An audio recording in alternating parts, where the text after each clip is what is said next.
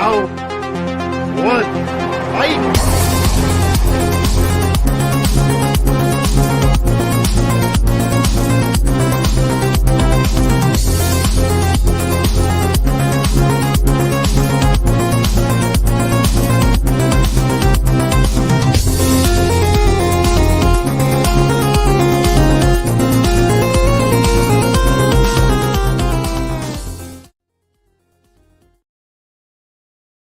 Here are some movie dads. Try to squint your eyes so you can read the tiny little print on there, but those are some movie dads for you.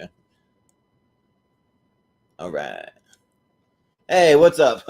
Welcome to Tier Ranker Fights. So tonight we have a Tier Ranker on the channel, and this is Tier Ranker Fights episode number 92. We're doing Best Movie Dad in honor of Father's Day. So yeah, we're just gonna be ranking them, which like I like to make the argument that you want to rank them, like also taking into consideration at the performance. We're not doing that. Like I already know that. I already have it. Like in my head, we're doing it based on whether they're a good dad or were they a bad dad. So where the good dads go up top, the bad dads go at the bottom. That's not to say that maybe someone didn't give a great performance either way, but we're just doing a kind of good versus like evil sort of thing. And I'm your host tonight. I'm Jordan the Movie Hero Anderson, and I'm also Jordan the Snack Hero Anderson, which I got a couple of these. I'm going to try one now, and then I'm going to wait maybe a little ways into the show, and I'll crack open the other one. But I was walking through my local Fred Meyer, which is like a Kroger for anyone who, if you have that nearby, but they have a Mountain Dew Baja Caribbean Splash with all that cool artwork and all that on there. So that's pretty cool. They say that it's a Mountain Dew with guava flavor. Then I got this other one that I'll be breaking out later. That's the Baja Passion Fruit Punch. That's right there, which that's just, I mean, it is what it is, passion fruit. So yeah, I'm just going to crack one open really quick. And I may even end up mixing these two. We'll see. But see, it's pink right there. So it's got a little pink to it. We'll see. Like these Mountain Dews can be very hit and miss. So I figured the guava one would taste better. I'm not a huge like passion fruit guy, but yeah, let's try it. Wow, that's actually really good. Wow, like I'm usually a big fan of the Baja. If you put Baja on it,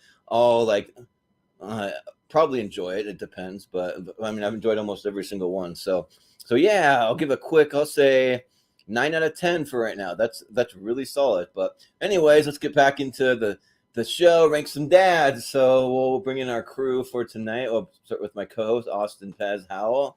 How's it going? What's up? Let's talk some dads and see who's the best one, and I'll throw in some shitty ones just for good measure. Yeah, you got to throw a few under the bus.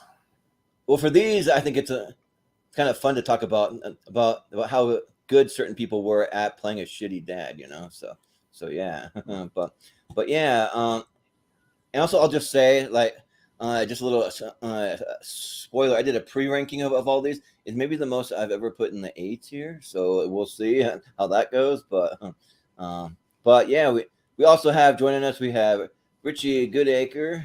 What's up? Yeah, me and Cone Girl over here.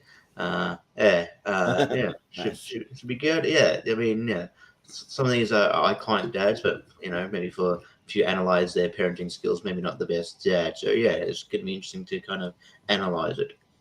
Mm-hmm. Yeah, and also when I was putting this together, way more iconic dads than iconic moms out there, like way more. So yeah, it's interesting. But and also that cone you see behind it, Richie is in fact his dog back there. He used to wear a cone for a little while. Got a couple more days, right? Yeah, still a few more days with the cone. Yep. He's looking at you like, can I take this damn thing off yet, please? Yeah. Not so fun. But we also have joining us. We have Brian Nussbaum.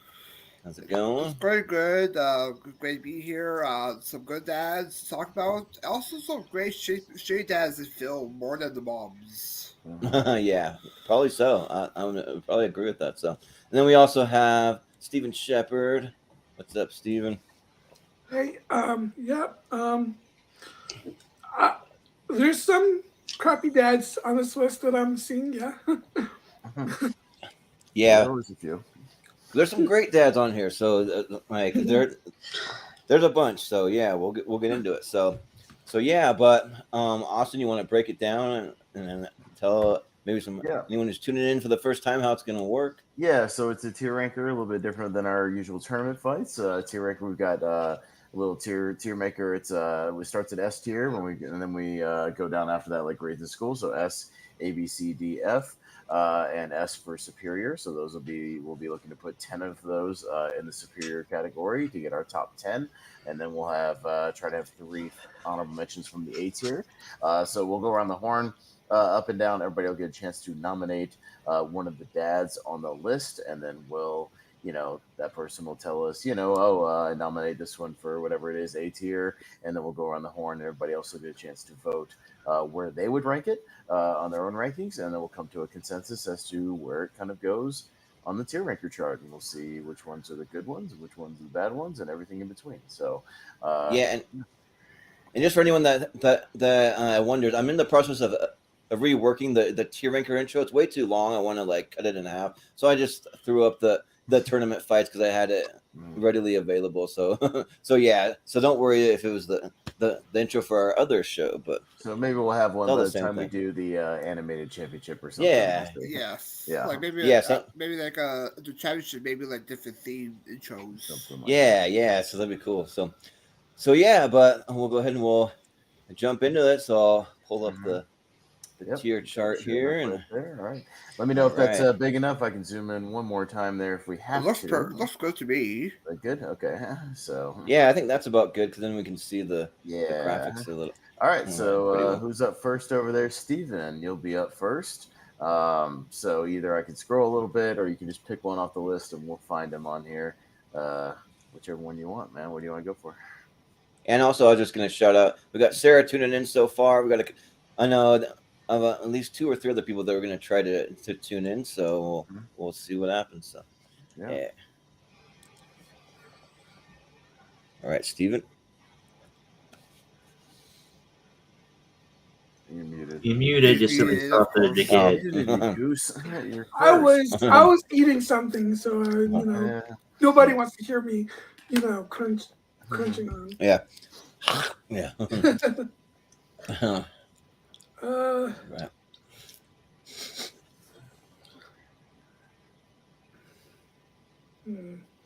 See, this is the first time I'm looking at the list. Yeah. Because I'm Yeah, to be fair, last minute edition. Yeah, Steven was the last minute addition, so he didn't have as much time to look at the list. So we'll give him a little extra time to take a look. Let's go with an F tier first, and that I will start with Daniel Plainview. Daniel Plainview, okay. Okay.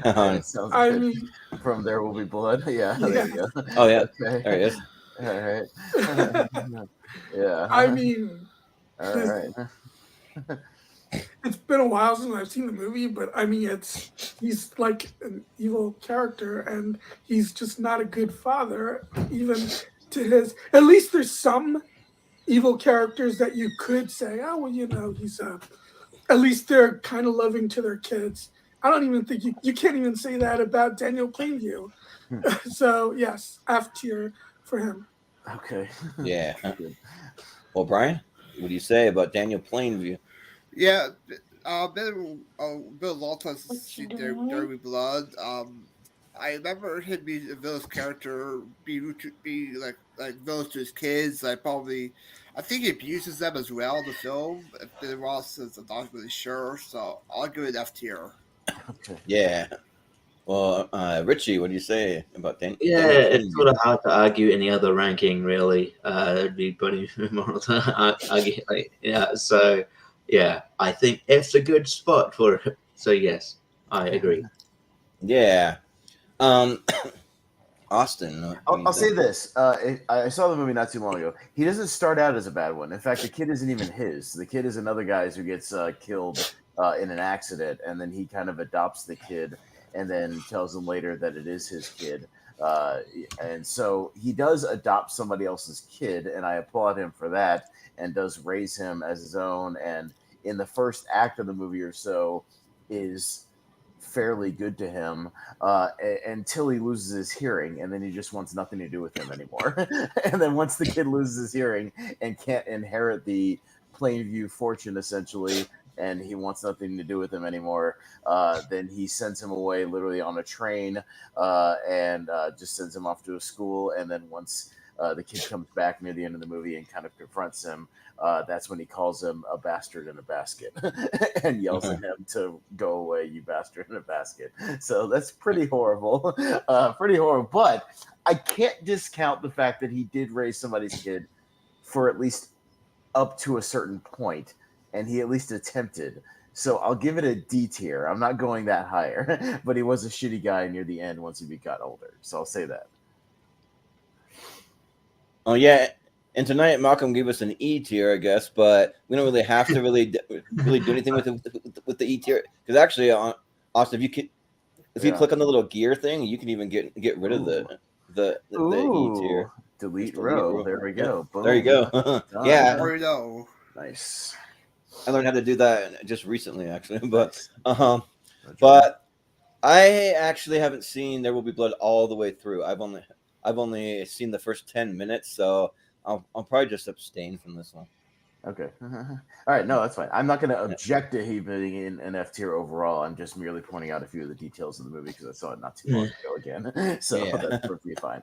All right. We'll go to Brian. Brian, what do you want to go for first? I'm going to going for tonight for the F tier. Harry Wormwood from Matilda. Oh yeah, that's right, Matilda. Yeah. That's one of the new ones I added, so that's the F tier.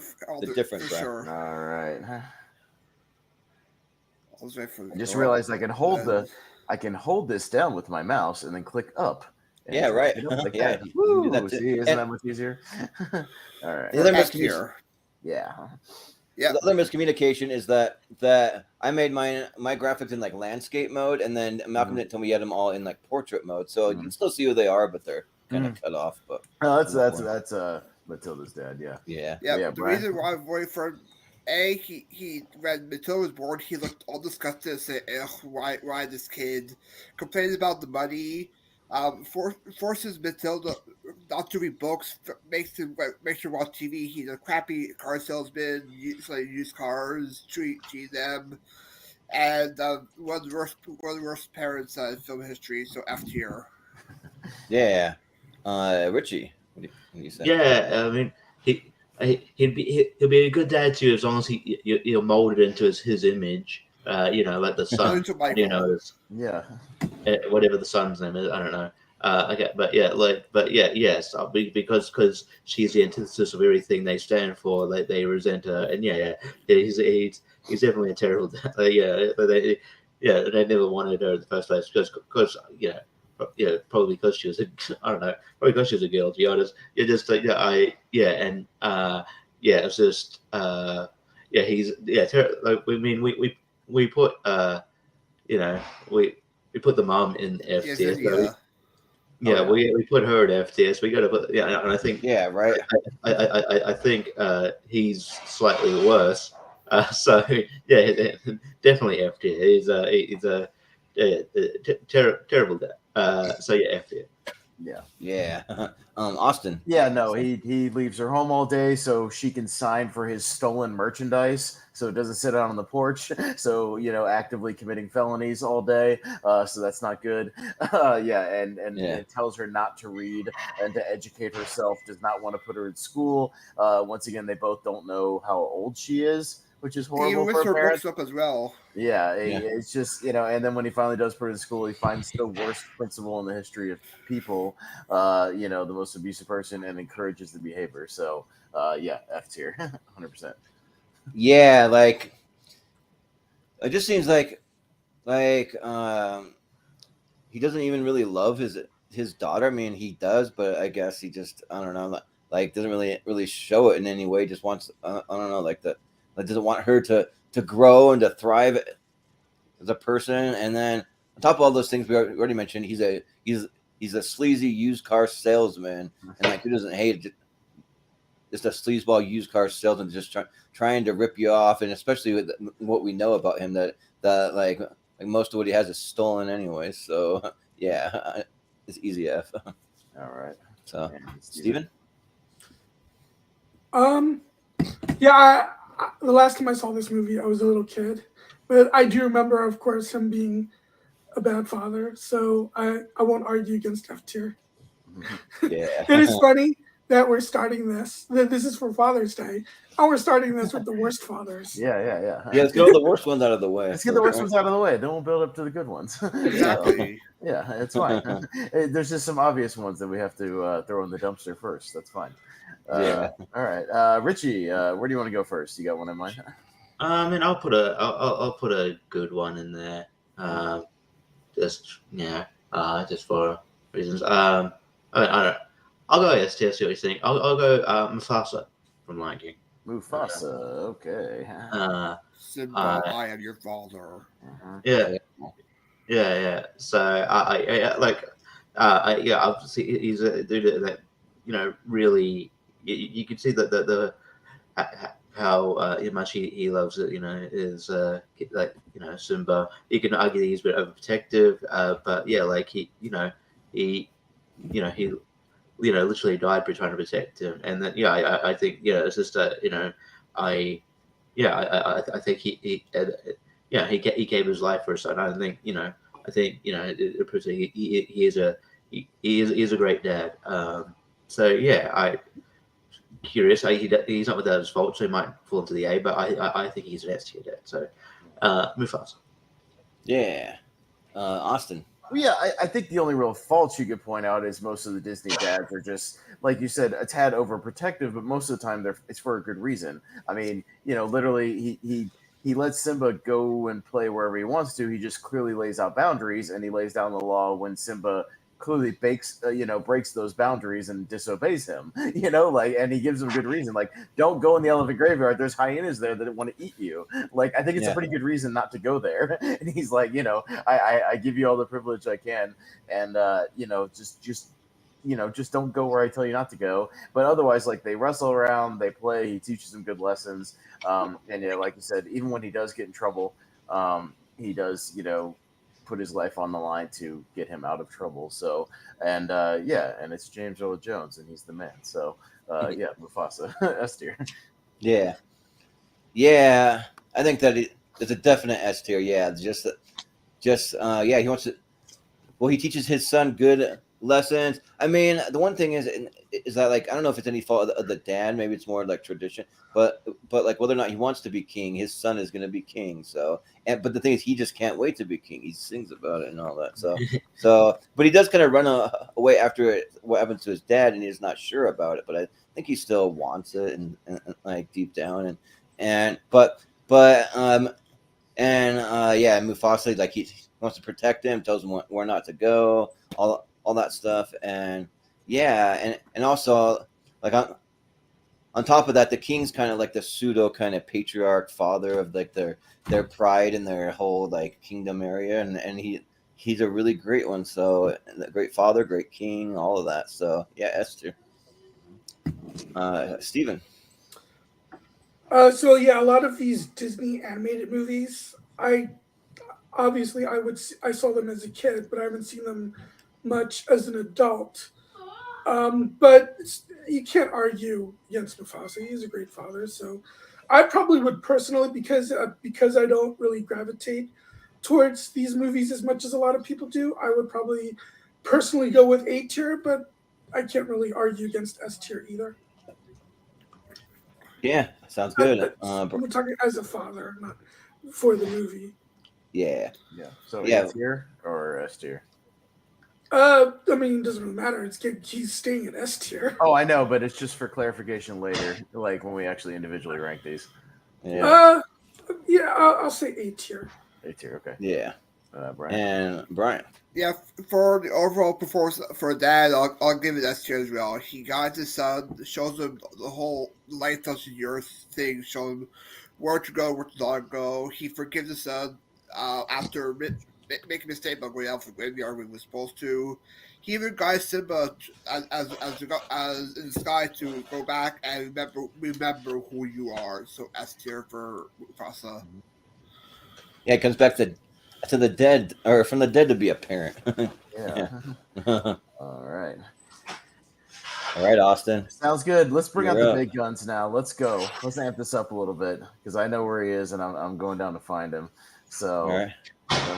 if I can get down What you here, got? there. John Matrix from Commando, S tier dad, and I'll tell you why. Okay. Which one that Jordan didn't even realize was a dad, but he is. Yeah. So, let me tell you the didn't- why. premise of the movie is that he's saving his daughter. Exactly. So let's get into it. To be fair, I've because- only seen the movie like twice. So John Matrix, Arnold Schwarzenegger from Commando.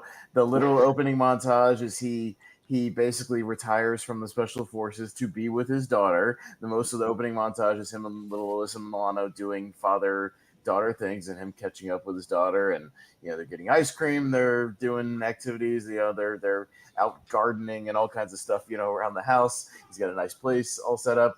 The colonel even comes in to try to coax him into another mission. He denies it, telling him he wants to be with their daughter like a good dad. And then when the bad guys kidnap her, he goes on a one-man rampage and he will kill anybody he needs to kill and annihilate any troop of people to get her back. That is an S tier level dad who will literally stop at nothing to get her back so that they can go have more ice cream. John Matrix is an S tier dad. Yeah. Well, now remembering more about it, that it is in fact, a dad, and Alyssa Milano is his daughter, like once the daughter gets kidnapped, like he goes on like a little rampage, just like stabbing guys, shooting guys, firing off rocket launchers, doing all kinds of things, dropping guys off a cliff, like just all these crazy things. He's gonna stop at nothing to protect his daughter, to get her back, so they can just go have a quiet life, and mostly so she can have just a happy life. And yeah, I would even say maybe even that John Matrix might even go above Mufasa. Maybe, I don't know. We'll see. So, but yeah, S tier. Steven. I kind of put John Matrix in the same category as like Brian Mills, in that he's obviously fiercely protective and will stop at nothing to save his daughter. I don't know. Do we really know much about him as a father beyond the opening scenes? Before. We know that he turns down lucrative positions just to hang out with her, Steven. So, I consider that a pretty good dad quality. Yeah. So I won't go S tier, but I'll say A tier. Be interesting to see what you nominate for S tier. Yeah, right. If not a guy who will kill hundreds of people to get her back, I wonder what your qualifications You're probably are. nominated Bruce Willis dad or something. Yeah. Yeah. No, because John McClane is actually not that great of a father either.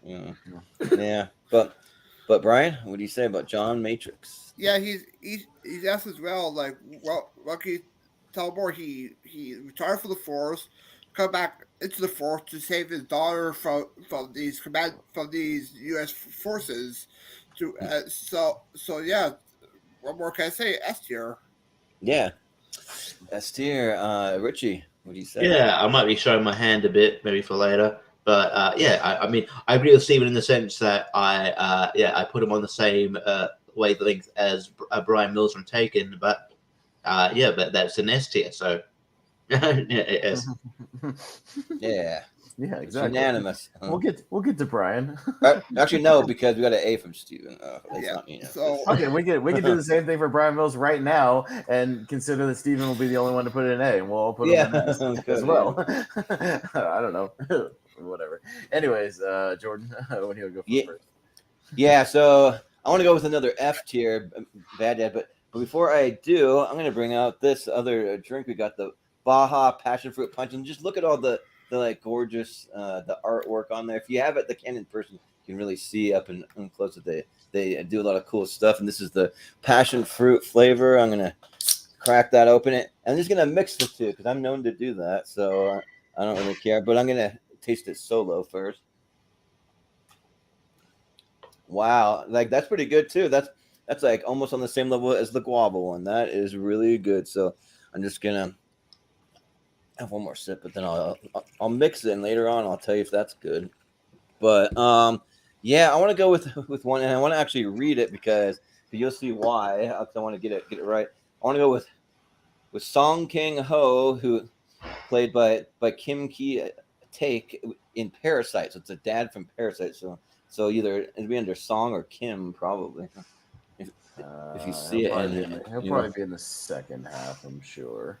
So I just rewatched it because when I went to see my mom for her birthday, she right hadn't here. seen it. Yeah, and I was like, "Oh, you got to see Parasite," because she wanted to watch she's like, "Show me one that's like an all-time great movie, like one of the best you've seen in." F tier, you said? F, yeah. Okay. Yeah, he's an F because like this family, they just plot against these rich people for their own personal gain. They poison them. They steal from them. They try to take over their house, but then at the end, spoiler alert, he freaking stabs the owner of the house. He kills him. He literally kills the guy. But it's after he sees his daughter get killed, so it's kind of like a reaction to that. But then he gets what he gets, and he runs off and he gets locked away underneath the house, and he's just trapped there for years and years. And it's a pretty crazy ending to the movie. But yeah, I feel like he gets what he gets. Maybe he actually probably should be in jail, but really that'd be even a worse fate because the son's plotting some way to try to get him out. I don't know if it's ever going to happen. Supposedly we're going to get sequels to these movies. They're planning 2 of them, is what I heard, and so we might find out. Yeah, maybe it'll be a TV show. Yeah, but yeah, I'm going to say for Kim Ki, I don't know how to even say it. Kim Ki Taek, that's the character's name. That we'll say F tier for sure. Okay. So, but I'll just say, Steven, what do you say about the dad from Parasite? I'll just call him that. None of the characters in Parasite. It's a good movie, but none of the characters in Parasite are really all that sympathetic. No. Maybe I will be slightly easy on him only because they are because of how poor they are. But I don't know. I'll see D tier. We literally killed the guy, so that's pretty F tier. Yeah. I'm not trying to use the fact that I'll go with F actually because I don't want to use being poor as an excuse to do bad things. Yeah, I know poor people that do a lot of good things. So yeah, no excuse. but Brian. Yeah, this is one of the films I haven't seen, so I'll say abstain. Okay, that's fair. Richie. I mean, I think initially, while it's not like morally maybe just, like hiding out in the, rich place, I think he's trying to do the best for his family. Yeah, he morally he kind of, goes off the deep end that. But I don't know. I think I don't put him in the same vein as, a Daniel Plain view. Or or Wormwood. I think I think he's a dude who actually I still think he cares about his kids. So I don't know, like he's not a great role model of a dad, but I would they're not, and he's not great. I mean, greatly sympathetic. I would almost go maybe a low C. I'll go C. C, huh? All right. Yeah. Austin. I only saw the movie once. I don't know if I remember enough specifics to make a grade, honestly. I just remember there being a lot of scheming in that movie. And I don't remember who was initially, leading it. And I don't remember a lot of the specifics. I need a rewatch on it. But I mean, I'm fine with going in the F tier. I'll trust you on that one. That's fine. So yeah, honestly, it almost feels like maybe it's the son leading it all. I don't know, but that's kind of the vibe that I get. But I don't know. So, but yeah, all right. So we'll go back down to Steven. maybe I'll go. You know what? I'll go with another F tier. Got a bunch of them. Yeah, it says a lot that there's a lot of F tier candidates Yeah. here. More than yes here for F. I will go with. I don't know if you already passed him or not. What's that? Deneth. Yeah, John Noble in the Lord of the Rings movies. Oh, okay. Denethor. Yeah. Denethor. Okay. I mean, he basically tells his son that it should have been him that died instead of, I forget what Sean Bean's character's name was. Yeah.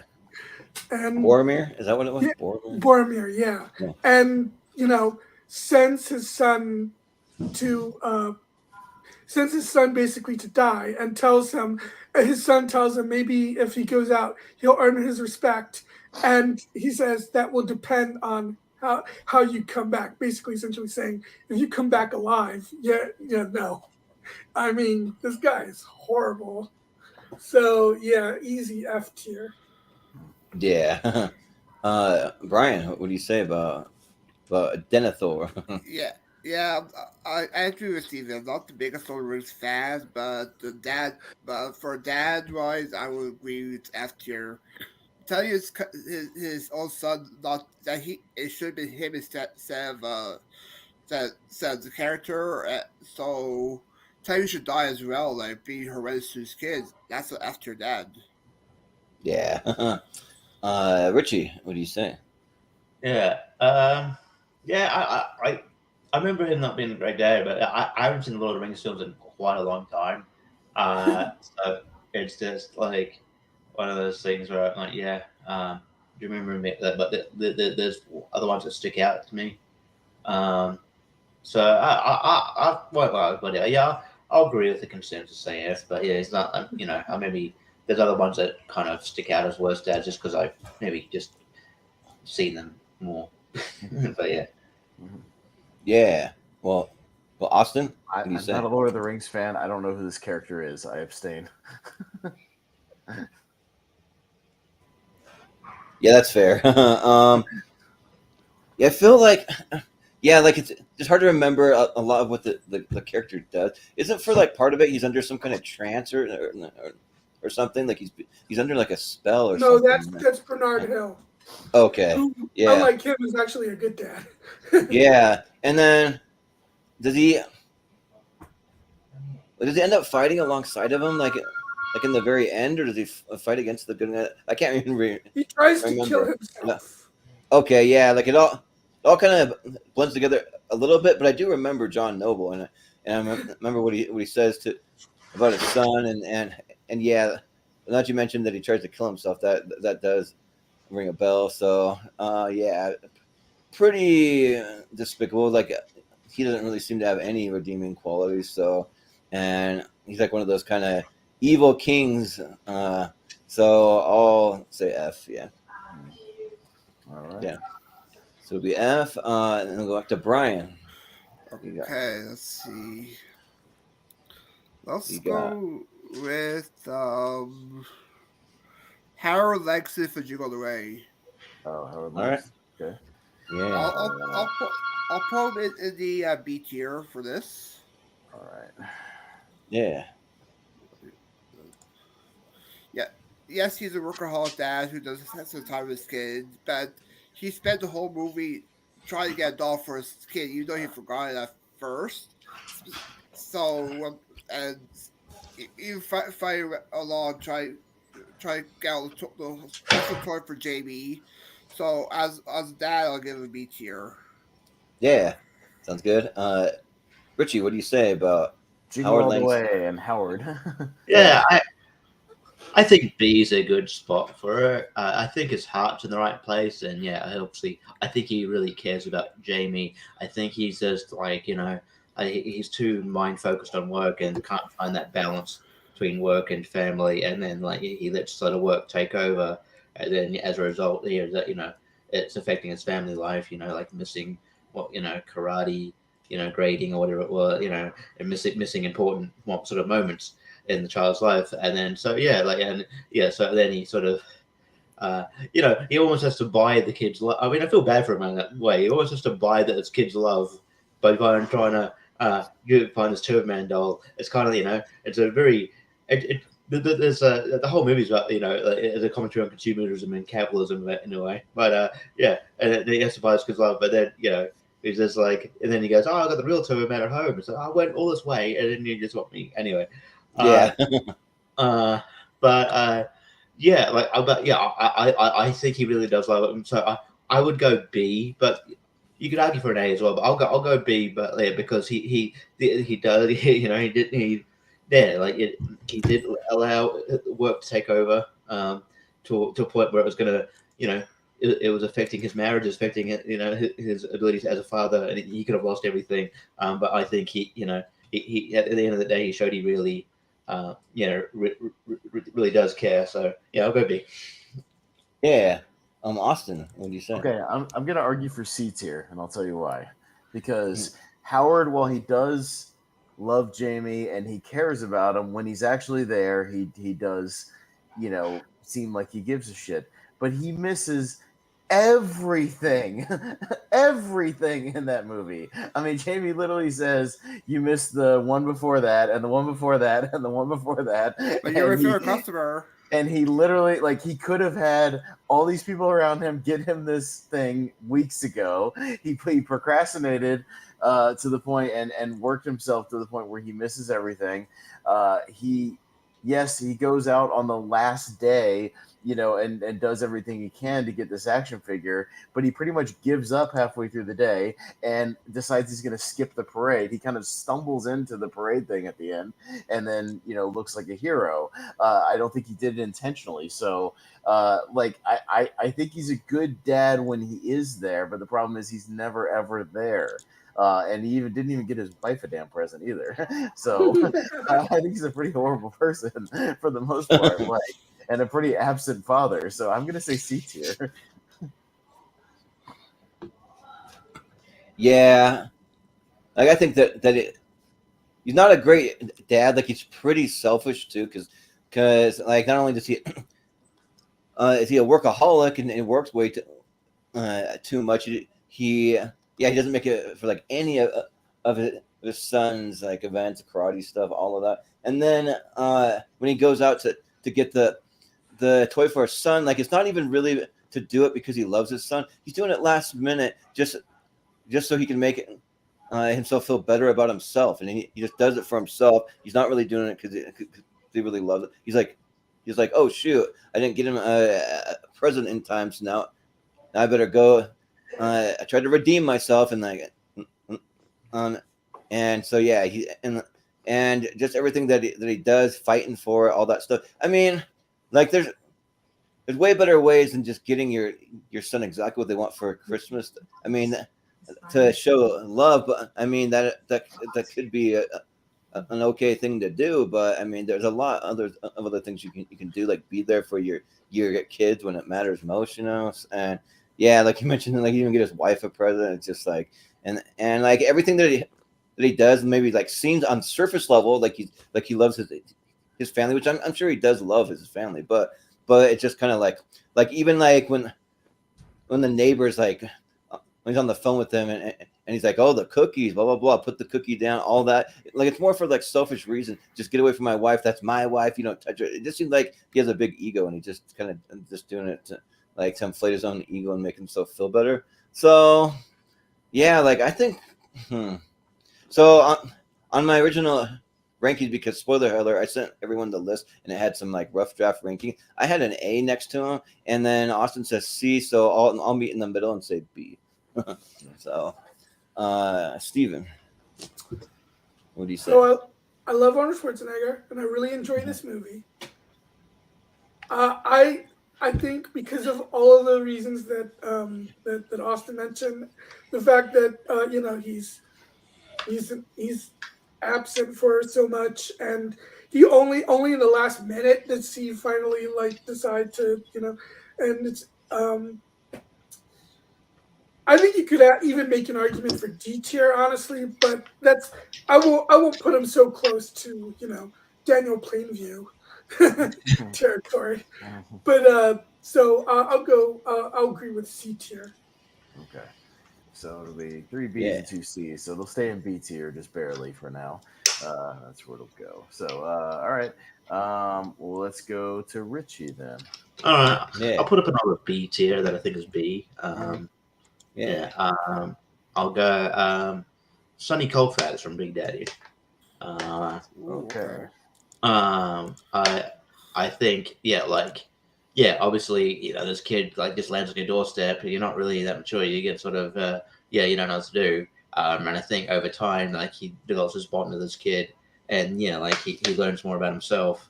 And then, it's weird because you want, you as a viewer, you're like, oh man, he could be, I think it's just thing where when you're watching it as a younger viewer, you're like, I want him to end up with Adam Sandler. I want to end up with Sonny, but at the end of the day, Jon Stewart's character has done nothing wrong. I think at the end of the day, Adam Sandler makes a better Sonny Colfax makes a better uncle. He lacks the maturity of the fun uncle. Yeah. He lacks that maturity that you need as a dad, and I think that Jon Stewart has that.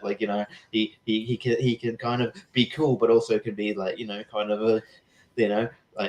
of keep the kid grounded and disciplined. But whereas I feel like I feel like Adam Sandler would be kind of too lenient. Yeah, you can do it. And then maybe it might fly off the handle a bit if he does something something wrong. I don't know. I just feel like I think maybe I feel like maybe the kid's faults would be too difficult for Adam Sandler to handle it. So I think he'd make a better uncle than dad. So if we're doing, so that's why I think he's in B territory. Because I think he lacks maturity that you'd really need as a parent. So he's basically a man child. So I'll go B. Yeah. Austin, what do you say? Sonny is me. I'm the funkle because my sister has a kid, and it's like Same. I have no desire to have children of my own, but I have no problem being a fun uncle that I have no problem babysitting a kid and keeping them entertained all afternoon and keeping them safe at the same time, but I give them back at the end of the day. I don't want the full-time gig. Best part of being an uncle right there. Yeah, right. So and I think Adam, Sonny in that movie would absolutely be a great, at the end of the movie, he's like, I could be your friend. He would be like Uncle Sonny or whatever. That's fine.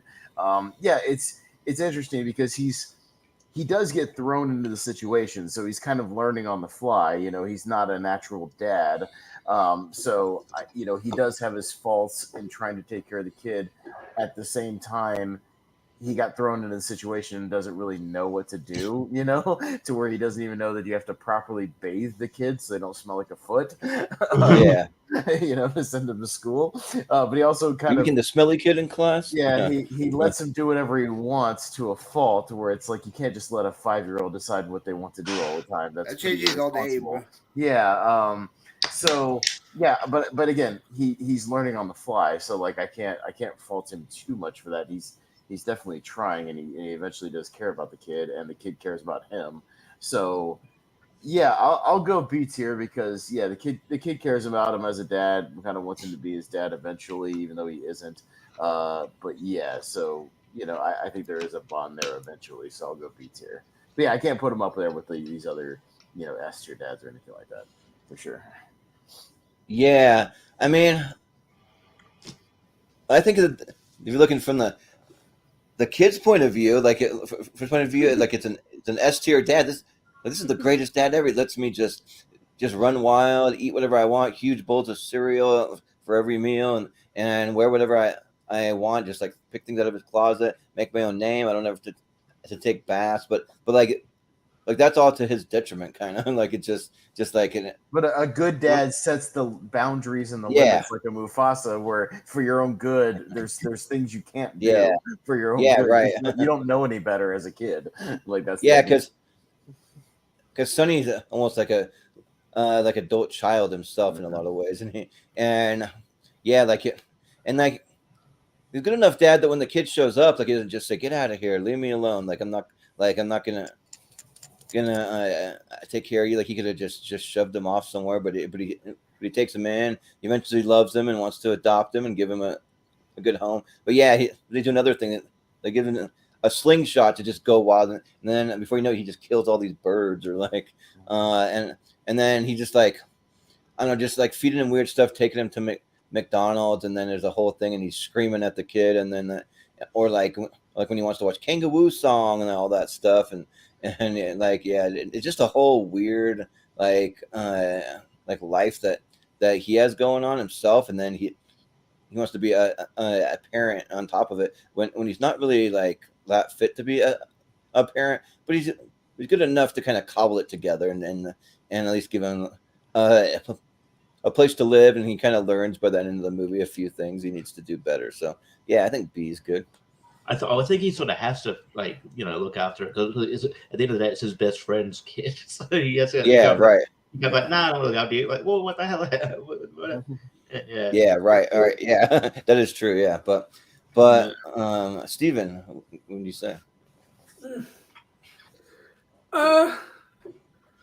B is a little generous, but I think I'll go with B because he does grow as the movie goes on. But yeah, he definitely does some questionable things early, especially in the throughout the movie. Yeah, for sure. Brian, what do you say? I would give it actually a C tier. Here's why. He commits a fraud throughout the whole movie, pretends to be Kevin Garrity throughout the whole movie. He teaches the kid bad advice like always put a steak on the floor for rollerblading. The kid makes the best. Always put a newspaper. Teaches bad advice. Yeah, newspaper down when he pees. Yeah, even It's a mess. the reason why he had the kid is because he wanted to impress his girlfriend, but then even though it takes it back because the girlfriend dating like older man. But overall, it's a C tier for me. Okay. Yeah. All right. So let's go there. Yeah, let's just stay in the B. Yeah. All right, Austin. There. All right. Yeah. Let's get to some serious S tier business here as well. Yeah. Not in the I'll kill everybody that gets in my way, but in just being a good person. Let's go. Jim's dad from American Pie, Eugene Levy. You literally stole mine. Nice. Yeah. Because goddamn, is he just a good dad? Like he's just I mean, Jim's dad is just like he's just that dude who will like give good advice. He like loves his kid. He will literally help bail him out of any awkward situation he possibly gets into these movies, after he literally, has sex with the pie. And he's just like, well, we'll just, tell your mom we ate it. Like, I'll lie for we ate it. Yeah. Or when he glues himself to himself and Jim doesn't know who else to call. So he calls his dad, and his dad takes him to the hospital, and, it's just like, well, we'll work this out. We'll figure it out. Like, he doesn't judge him. He doesn't yell at him. He doesn't even ever raise his voice, ever. And he's, but he sits down and gives him good relationship advice whenever he possibly can, even if it does get awkward, talking about himself and his relationship with his wife and, their lovemaking and things like that. I mean, but it's all for comedic effect. And yeah, I just think he's kind of always there for Jim and would do, you get the idea that he would do damn near anything to help him out of a jam. So, and he even helps out, what's her name? Bandcamp. Michelle. Yeah, Michelle. He gives her advice a lot, like American Wedding and stuff, and he's even kind of a fatherly figure to her too. So, I'm gonna go S tier for Mr. Levinstein. Yeah. Yeah, he's just he's a great dad.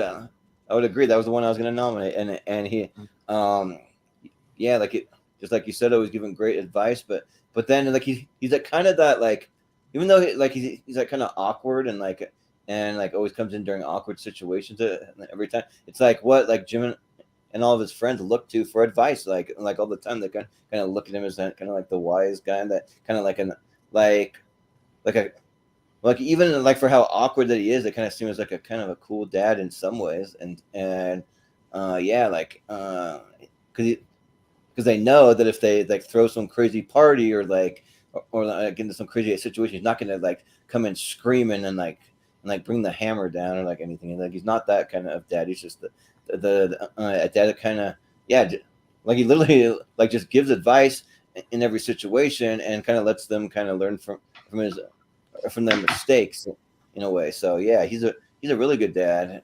So yeah, I'll say S tier. Steven? Yeah, I've never seen any of the Yes movie. Are you going to be the dissenter in every fucking thing we do? No, I was about to say I've never seen any of the Christopher Guest movies, and so or any of the things. So American Pie was my first exposure to Eugene Levy. Okay. And yeah, he's just instantly lovable and warm, and Eugene Levy's just really funny in this part. So and yeah, he's just I would agree with S tier. Yay! Yeah. Finally. Yeah. Yeah. Well, Brian, what do you say about Jim's dad? Yeah, he's S tier as well. He gives good advice. He even gives good. He's the only character in all the Just Via sequels, all the American Pie movies, giving advice to the sufferers. And yeah, the awkward situation he bumps into, like into giving the ring to Jim while his girlfriend's blowing him in the restaurant. Yeah. Even walking into the dorm room with Jim banging a college girl, like with the beer. And even in the American Union, he's one of the great parts of the film. His interaction with Jennifer Coolidge in the American Union film was great. So Eugene Levy's don't ever see S tier. Yeah. Richie, what do you say? Yeah. That's definitely S tier. Yeah, not only is it great dad to Jim, and he's not embarrassed by anything. He's a great father figure to Michelle, and just a great father figure to all the friend group. And he's literally just pops up in the American Pie Presents movies as like the advice guy. He offers it, he offers like kind of life advice to the characters because he's really good at that. Very very nurturing, very understanding, and he just he can be awkward, but he knows exactly what to say. I think that Malcolm had put up a post like a while ago saying I wouldn't know like that they should have done like movies about what he was like like a prequel about his life. His life. I wouldn't mind that. I wouldn't mind that. So maybe at some point that'd be cool. But definitely S tier, and I think maybe at the top of S tier, to be honest. So Well, I mean, with a clean sweep, our first one, he will be at the top of S tier. Yeah. I mean, if they do a prequel to No Obviously they could get his son to play him. Well, but like his son's still like 40, like he's in his late 30s, 40s, but like he could play him like at a later stage. Still like and also shout out to Malcolm. He's tuning in. So, those graphics with the little picture frames, and then also a comment on Jim's dad as well. So, Well, and he agreed that Steven, that John Matrix is S tier because he literally is saving his daughter. What more proof do you need to be a great dad? Yeah, right. But anyways, Jordan, what do you want to go for? Well, I'm gonna stick with these heavy hitters, so I'm gonna go with another one that I think is a pretty obvious S tier. I want to go with Big Tom Callahan from Tommy Boy, Brian Dennehy. I think he's a great dad.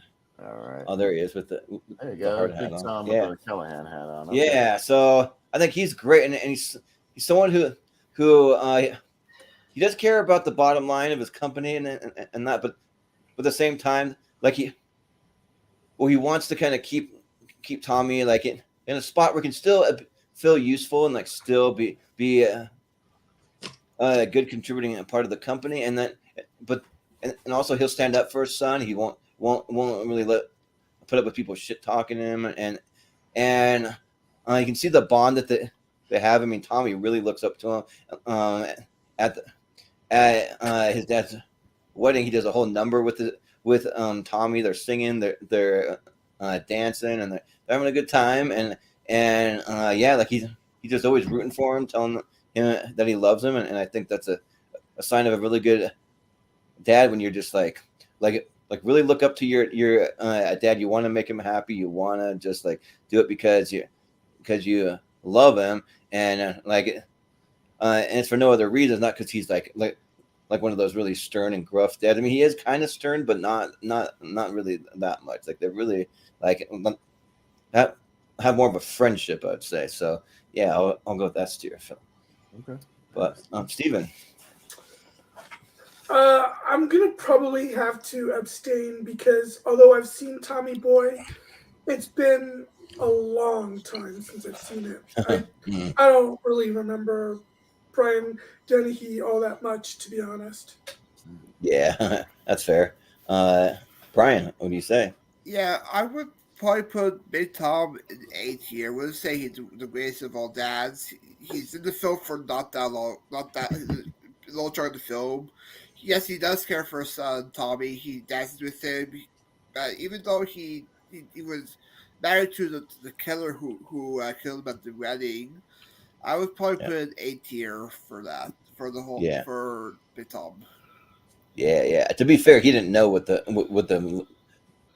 girl that he married was even up to. So yeah, he kind of got duped. But Richie, what do you say? I think S tier is a fine spot for it. Him, yeah, I think I agree with most of the things you said. So yes, or everything. I don't know why I said most, but yeah. So yeah, I would say yes, but yeah, I can see where Brian's coming from. Yeah, Austin. What do you say? It's interesting because I think he's a good dad. We just don't get a lot about him being a dad, other than kind of what's inferred through conversation and sort of Tommy's admiration for him. But yeah, he's like he croaks of a heart attack like 20 minutes in the movies. So yeah, I think I would go A tier only because I think these S tier ones are kind of like those dads that go that extra mile, and we kind of see that in action a lot. And like I don't know if he'd been in the movie like the whole movie, maybe like I could have maybe rolled with it. So I'll go A tier. That's fair. But it's a 2 and 2, so it's kind of borderline. We'll leave him there for now, but he might get the bump later. So yeah. But that gives me an idea, real quick, Jordan, for another tier ranker eventually in the future. We should do movie bosses. Yeah. Ooh, okay. You can do that. You could just do like 6 of them from horrible bosses. Yeah, all the Horrible different bosses and horrible bosses. Yep. But I mean, like, because if you think about bosses, I think Big Tom Callahan would be like an S tier boss because it seems like everybody around the factory like really likes him. He keeps the town afloat. Yes. Like everybody seems very happy in their employment. You know what I mean? Like he moves people around when they need to. You know, like if we did a bosses thing, I'd put him in S tier bosses. You know what I mean? So. Yeah, but you could do like Bill Lumberg from Office Space. Like if you like some good bosses, some bad bosses. Yeah. No, I mean just pencil that in on the scale. Like I think that would be a tier ranker of movie bosses. That would be interesting. That'd be a good one. So yeah, employment. Maybe for like a Labor Day or something. The boss of Shenanigans as well. Yeah, right. Oh yeah. There's like so many different ones. Even like you can consider it like who's Ralph Fiennes from the Bond movies? Like he's kind of like one of the bosses. I forget what they call him. As well for T bosses. Yeah, we could do that eventually. So So just an idea. Yeah. But anyways, that's just that Big Tom kind of inspired. But yeah, Steven, what do you wanna go for now? So father figures count for this? Yeah. I think they do because we had mother figures. I argued hard for Ripley for Aliens at the last episode for moms. Okay. Yeah, like Alfred, for example. As a matter of fact, I was asking because if that were the case, Alfred might be my favorite, Alfred's on here if you want to talk about him. Yeah, that's why I was asking because then I will bring up Alfred next. Okay. Michael Caine's Alfred.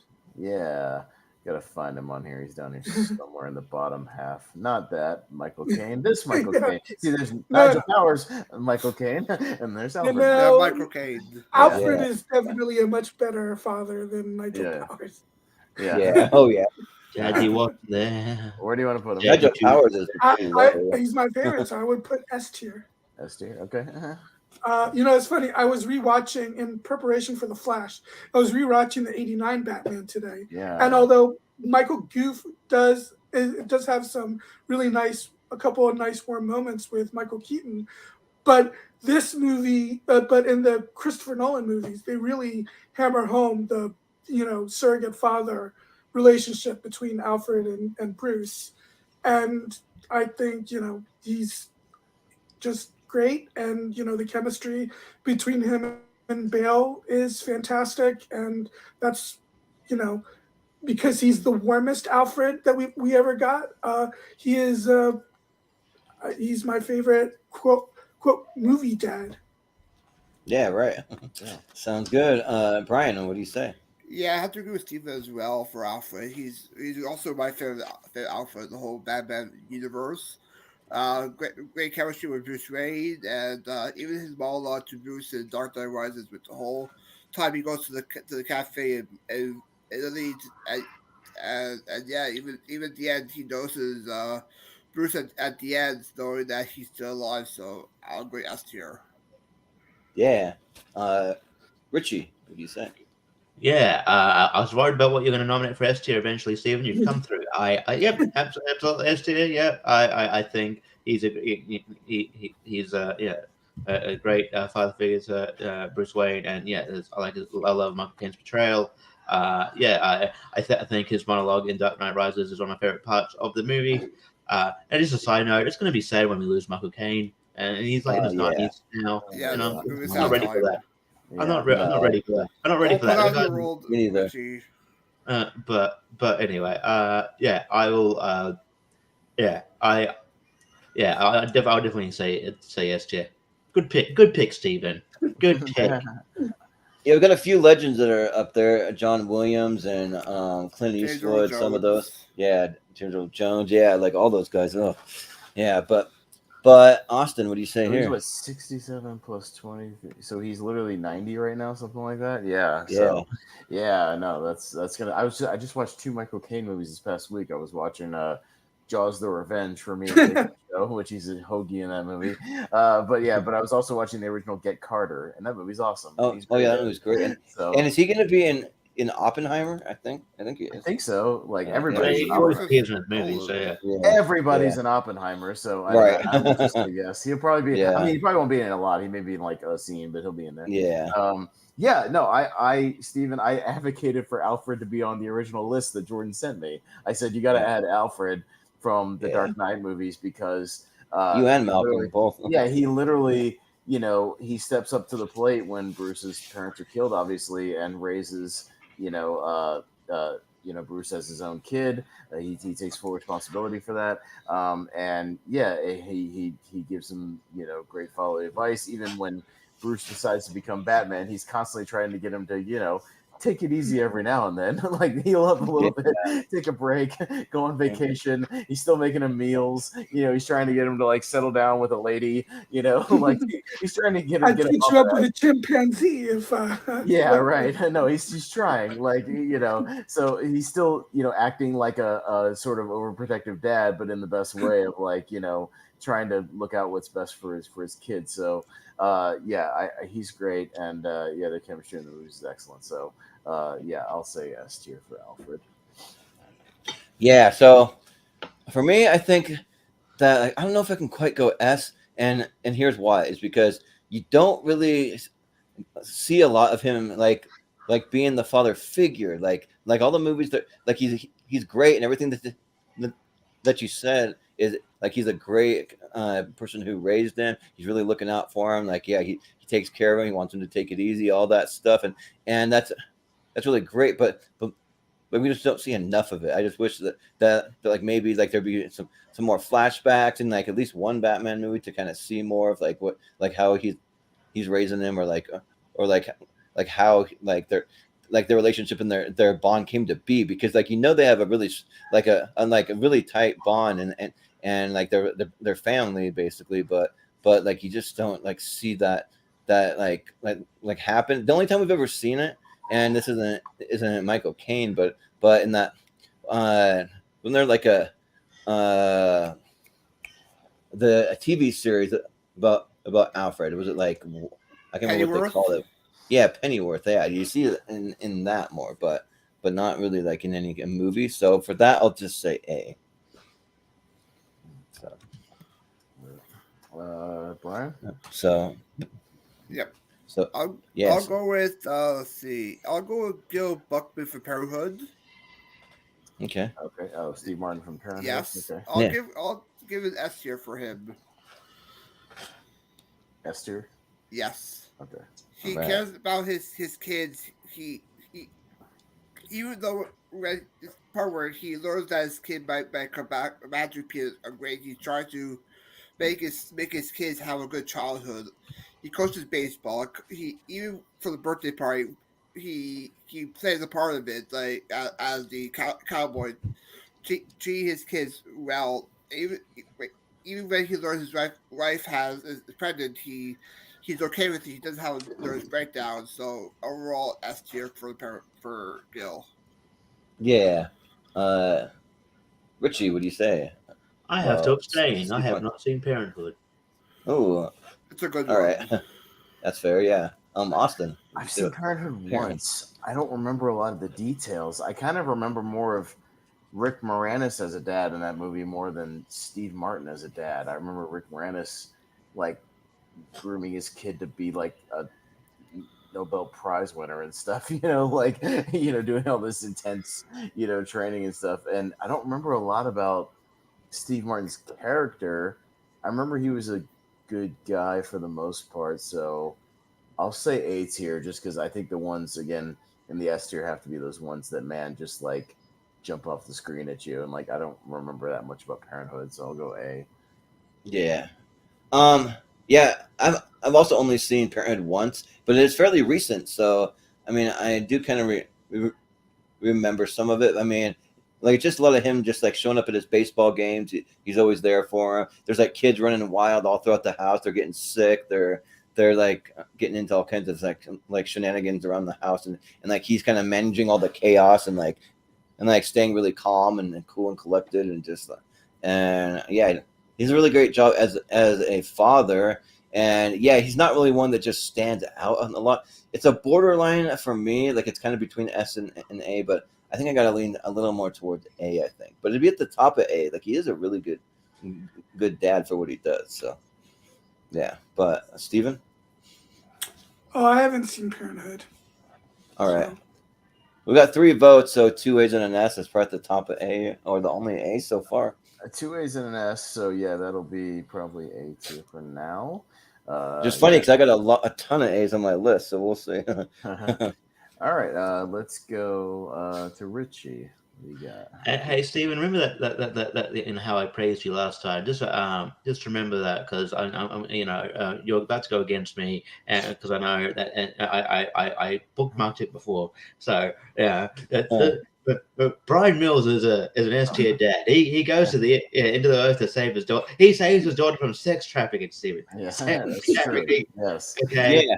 That is that's the guy that cares about his daughter. He becomes an ass kicking machine. Okay, all right. That is an S tier dad, but he doesn't pass your test for that. I don't understand. He's an S tier dad. He's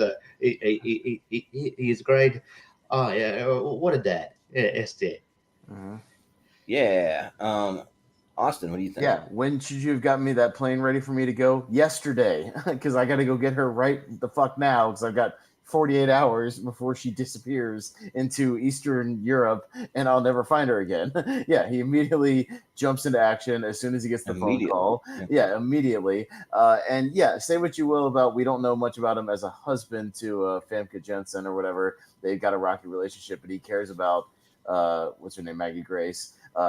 He tries to bring her, presents to her birthday party and stuff, and he clearly loves her a lot. And it's just of course he's protective of her. When he finds out they're going to go to Europe, but he does his best to kind of just check in with me every now and then, just make sure we're cool, whatever, give her some advice.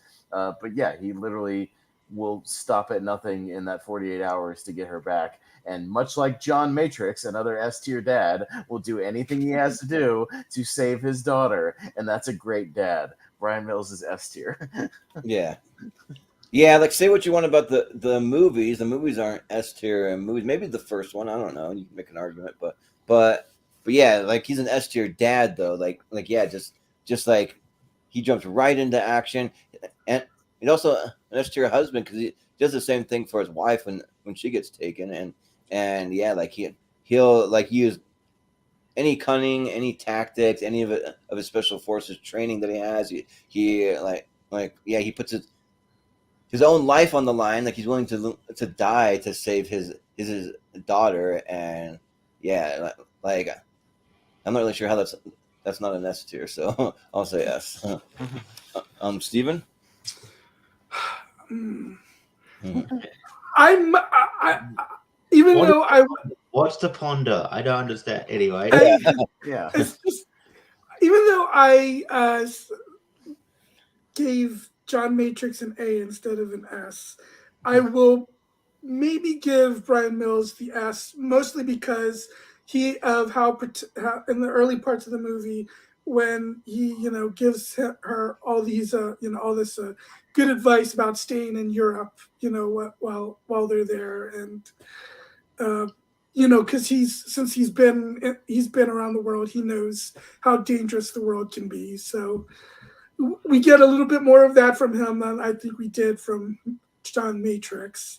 So and I do love the character. I do love that first movie. The sequel's not so much, but the first one. So because of that, I will give him the S tier.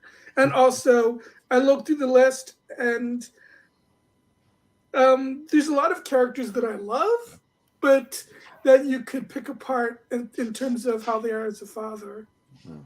Oh yeah, and also despite like her being kidnapped and like him having to go risk his life for his daughter, he's still willing to take him on like a cool European vacation and all that, and like just really keeps a close eye on her though. But I mean, yeah, I think after that whole experience, I think you just go to like Disney World the next day. Yeah. Like you go someone with high to security. Yeah, you just you go to some amusement parks here in the United States, I think, and just we're less of a risk of being sold into sex slavery, I think. Yeah, right. Brian Mills also very much reminds me of, is very much in the same category as Jack Bauer too. Oh yeah, very similar. But Brian, what do you say? Yeah, I have to agree with S tier for Mr. Mills. He has his own monologue. I don't know who you are. I don't know what you want. I have special sound skills. Yeah. Yep. So over him trying to save his daughter for sex trafficking is, which I agree with. He's like the movie version of Jack Bauer, I would say. So Yeah. S tier. That's exactly what Steven just said. Yeah.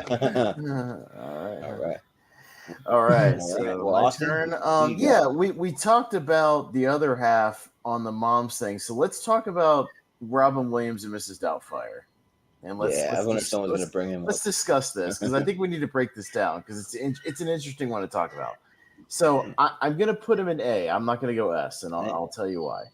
Because I realize that he is kind of obsessed with his kids almost to a weird degree to where like he's like, oh, I haven't been apart from them one day since the day they were born or whatever, which is a little strange, but that's fine. But he loves his kids.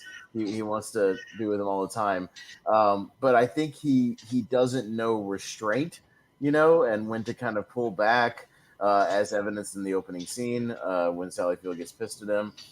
He doesn't, I don't think, make the extra effort to prove that he could be like that, single dad with like a decent apartment and stuff until he's kind of forced to later. And also he's still essentially lying to his kids when he dresses up as Mrs. Doubtfire and is deceiving his children, doing this thing. So he could have gone another route where he could have, cleaned up the apartment, proven that he would be all right. And being able to take care of everything. But yeah, I still think he loves his kids. He's a good dad when he's calmed down. But that's why I can't put him in the S tier, because I think he doesn't show enough restraint when he needs to sometimes, and he's all about partying and just going all out when he needs to reel it back a little bit. So I'll go A tier for Daniel, because I do think he cares about his kids. Yeah. So I wasn't gonna bring up Mrs. Doubtfire, but I'm waiting for someone else to, because like as far as the actual movie goes, I'm not super like as high as a lot of people, but I love Robin Williams. I think that in the movie, I think he's a great dad. I think that like he really loves his kids to the point that like, and maybe he has some things going on in his personal life that like he just kind of not the greatest person in that aspect, but he always wants to be there for his kids, like how you said, like he hasn't really. I someone playing the theme from like It's my Robin Williams doorbell. movie? Oh, that sounded like a theme from a Robin Williams movie or something like what the fuck? At the Anyways, end, right? yeah. I was like, but yeah, like he goes to great lengths to come up with this whole character, because he knows that his wife won't let him see him, and I can't remember, because it's been a little bit. I don't know if he's like legally supposed to see him. I don't know if that's part of You it. have like visitation rights or something. Yeah, but he wants to be around him all the time, and you can see how much he really loves him, how much that he cares, and eventually he does clean things up, and he does let him into what's going on, and he says that I did this all for you because I want to be in your life. I don't want to be shut out or whatever. And I think that just the lengths that he goes to, I think that for me it puts it in S tier. I think he's an S tier dad. So, but Steven, what do you think? I know people love this movie. I've only seen it like once or twice. It's just not really a movie I go back to that much. I like it. I'm not as in love with it as a lot of people are. I mean, he's obviously a loving father, but dressing up and I mean, it's hard to say because it's been a long time since I've seen the movie. But I can't remember if he was really forced to do that just to see his kids, or if it's just because, as Austin seemed to indicate when he was talking, if he was, just he could have done something else, or so because of that, I will abstain just because I haven't seen the movie in a long time.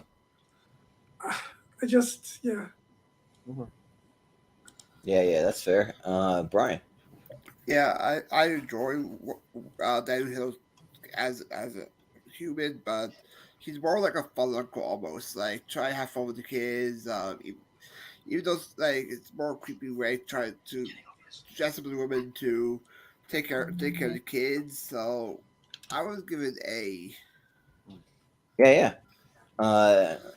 Richie, you say? Yeah, I do kind of put him almost in line, like not he's not as bad, but almost in line with Sonny Koufax in the sense that he does sort of act more like an uncle than a dad. Like he obviously loves his kids, but he tries to kind of be that more the fun type thing, and he lacks the the type of thing where you need to also have they have the certain set boundaries, discipline, and I don't know if he was I think if he just kind of I think all Sally Field wanted him to do is sort of mature a bit, and he would have seemed good. I don't think he had to go to the end of the earth and create this persona and this so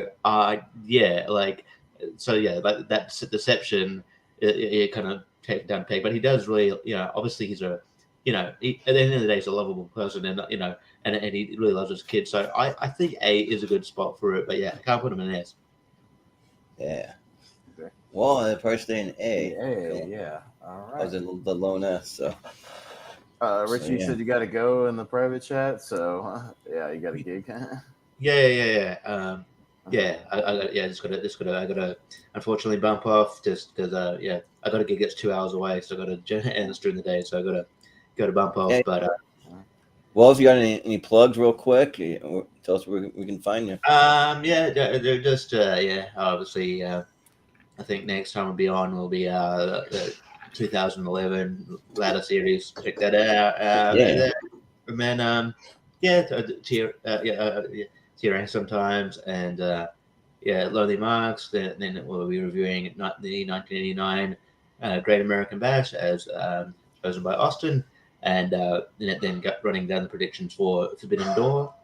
And the next Telenet streaming episode, we've taken a break for a couple of weeks, but the next episode will be Chopping Mall. That should be dropping on Tuesday, so check that out. And Cool. All right, cool. Well, thanks, Richie. Well, Yeah, good luck Malcolm at your Ted, gig. Richie, break a leg. Yeah, right. Yeah. see you guys. See ya. All right, man. Have a good one. All right. Jordan, where are you going next on your? Yeah. So I want to go with one that I think stands out to me. I'm curious to see what you guys think, though. But I want to go with Harry Stamper from Armageddon. So Okay. I think he's a great dad.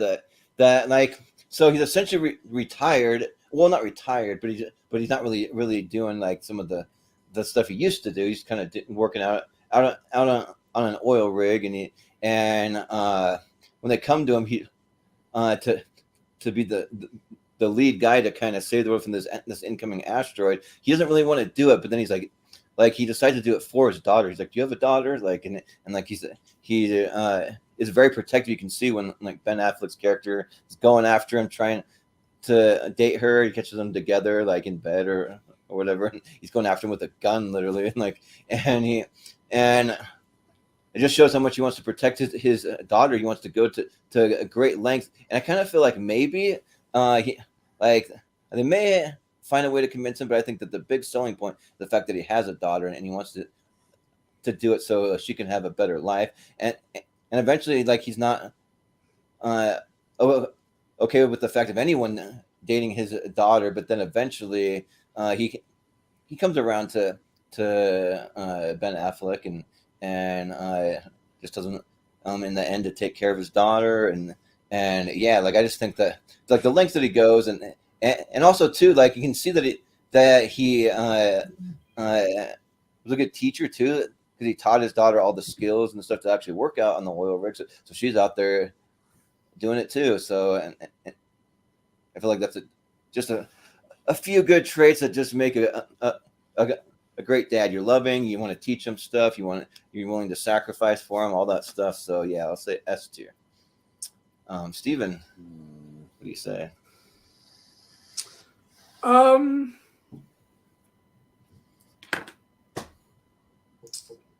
go with A tier. Yeah. Yeah, because he does seem like the overprotective type, but yeah, I'll go with A tier. Yeah, sounds good. Brian, what do you say? Yeah, I also put it A tier. I would put the same category for like a Noah or Mufasa. I'll put an A tier. Yes, he's a protect dad. Yes, he saved the planet, but overall for dad, A tier. Sure, yeah. Austin. I've seen Armageddon a lot. I'm gonna put Harry in the B tier. I'll tell you why. B tier. Oh. Because if you pay attention in the movie, Liv Tyler thinks he's a terrible dad at the beginning of the movie, and she says as much. She thinks he's a horrible dad because he was not there as a father. She learned everything she needed to know about life from these roughnecks on this oil rig her whole life, and did not have a childhood. And also, he literally just was like using her as labor essentially. And she resents him at the beginning of that movie. She doesn't like him. She calls him Harry. She doesn't even call him dad. She doesn't call him dad till the very end of the movie, till they're basically face to face on the screen.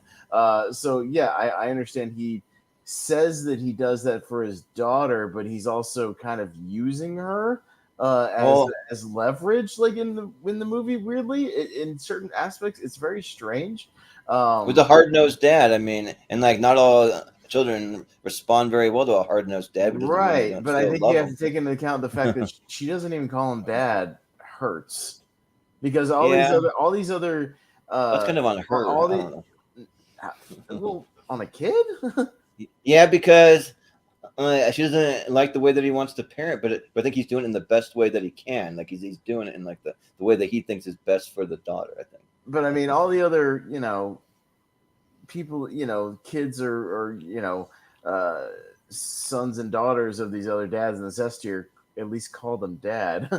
Yeah. Again, not until the end of the movie. I think that says a lot about the parenting skills and the relationship that they have as a father-daughter. I can't put him in S tier. I just can't, because I understand he does this mission, but I think he's more doing it, just because he feels like he's got a job to do, more so than the thing. And maybe that's part of Michael Bay's writing in that movie. It's not top tier. But as far as I could tell, if you go back and watch the first act of that movie, she's not a fan of Harry Stamper as a dad.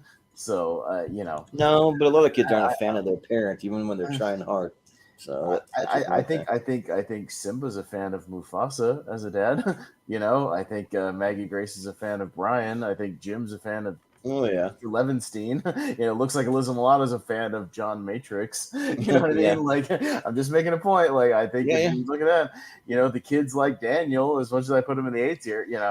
It's like, I can't. I got to put him in B tier. That's fair, but I do kind of think it's like you win some, you lose some, even if you're trying as hard as you can. That's kind of my thing. You try, and sometimes you fail. Yep. All right, Steven. Yeah. All right. Well, since I don't know how many more rounds we have left, I'll go with a personal favorite of mine that probably won't make the top 10 because I love the movie more than most. But Dennis Quaid has played his fair share of fathers, although one of them isn't even on the list because I don't see the rookie on the list. Yet yours, mine's, and ours is on the list. Okay. Yeah. He's a dad. But my personal favorite always been as Frank Sullivan in Frequency. Okay. And for those of you who don't know, my name here, W2QYV, is the call sign for the ham radio in that movie. Okay. That's why I chose that. Nice. Yeah, I think he's a great dad, and the great father-son story with him and Jim Caviezel, who has sadly become an insane person these days. Well, when you become a Jesus freak, He's gotten kind of run out of Hollywood in a lot of ways. Yeah, it's kind of interesting. Yeah, he claimed after the Passion of the Christ that he couldn't get work. Yet he's the star of one of my favorite TV shows. That it hasn't been that long since that show went off the air. Anyway, but you see him as a father with Caviezel's character as a kid, and also the chemistry between them as they talk throughout the movie, and they're a great father-son duo, and one of my favorite roles of his. So S tier for me for Frank Sullivan. Yeah, Jim Caviezel has a new movie coming out where he's going after all the people that were like sold into like sex trafficking, but it's a true story of like how they caught them all. But it's a Christian movie, so I don't know if it's going to be any good. I don't know, but I've seen it out there. So yeah, who knows? But Brian. Yeah, I'm just saying, I have not seen this film, so I'll say. Okay, Austin, what do you say? Haven't seen Frequency, Steven. Oh, yeah. You haven't seen it? Oh, no. Well, Frequency is great. I've seen it, and I think that he's a great dad. It's hard to really know because he just contacts him through this ham radio and he's trying to find a way to bring him back, like he contacted him from the past, and maybe there's a way that you don't try to bring him back because they're just communicating from the present to the past. I thought they're trying to do something with it where like he died and like he thinks he might be able to prevent Well, that they're from able happening. to affect the past because they can communicate with each other, Yeah, which is how he knows that he's going to die, and he's able to prevent his death from yeah, happening. yeah, right, yeah. But it's kind of like I don't know, like I don't know, like I don't get a real sense of what their relationship was beforehand. It seemed like it was good because like he wants to do whatever he can, and he's like really like emotional about being able to somehow talk to his dad after he passed away and wants to help him out, but it's hard to say. So I would just probably say A tier just for that reason. So, but I don't know if we have enough votes. What we want to do with 4 people? I mean, 4 people, half the people have seen it, so I say that's fine. Yeah, but with that's 1 fine. and 1, you still probably need at least 2 S tiers to even skirt Yeah, that. So I'm gonna put them probably in up the at A. the top of A for right now. I Yeah, think it's fair. But yeah, so but yeah. Steven, I 2 things. So Contact was on sale on Vudu the other day for $5, so I bought it. So I'm gonna rewatch Contact because I haven't seen that in Yeah. 20 some odd years. So, and I know it's one of your favorites, so I'm gonna rewatch that very soon. And then I just put Frequency Blu-ray in my cart in Amazon, so I'll buy it. Nice. I'll blind buy it, and I'll trust you. It's a good movie. So It's a yeah. good movie. I think it's good. Yeah, no, that's fine. So I'm gonna watch that, but that'll be a first time watch. So maybe I'll watch it before the end of the year and put it in my. I'm logging my older movie discoveries throughout the year and ranking or scoring those as well. So for our shows, so I'm trying to log everything. But yeah, I'll check it out. All right. Anyways, All right. Brian. Brian. Yeah. Yep. You want to I'll nominate? go with. Let's go with Mr. Incredible Oh, Mr. Incredible. Okay. for S tier. All right. Yeah. I gotta find it down Should be here under somewhere. M, There it is. There Well, it no, is. it's all over the place after the halfway mark, so I just had to look. Okay. Yeah. Yep. Yeah. All right. I've nominated him for S tier because talk about the second film where he take care of the whole family when Mrs. Incredible away. He helps the kids with their math. Even spends time with his son Jack. Even discovered that he has powers, which was one of the best sequences. You can see his reaction after being overworked for a couple of days. Even taking and he helps save the family from syndrome in the first film, and he does the work done. So S tier. Yeah.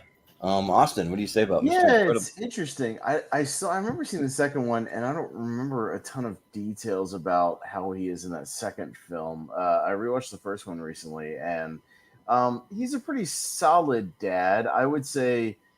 What's her name? Holly Hunter is more of like an Mrs. S tier Incredible? mom. Yeah, Mrs. Incredible is more of a S tier mom that I think we had her in the S tier in that episode.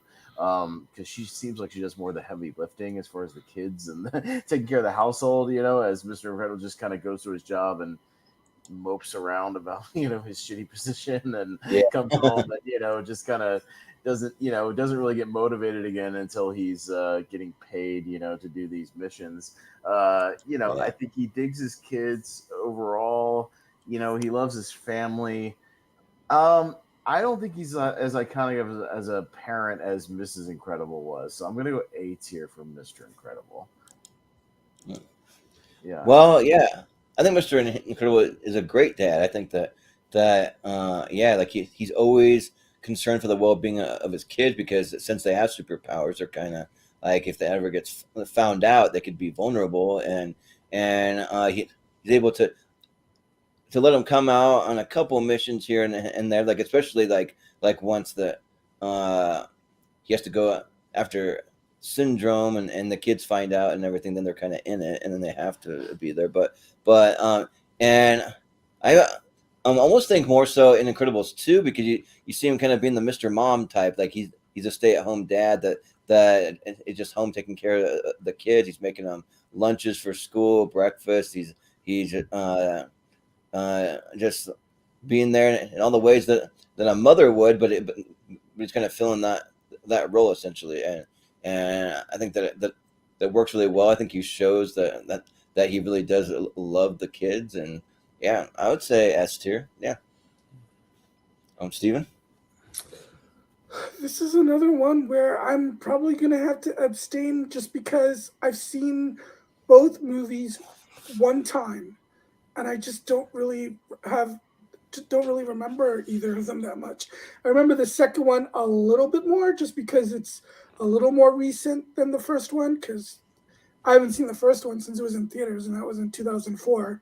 So as opposed to I think the second one came out, what, 2018? Something like that. Yeah.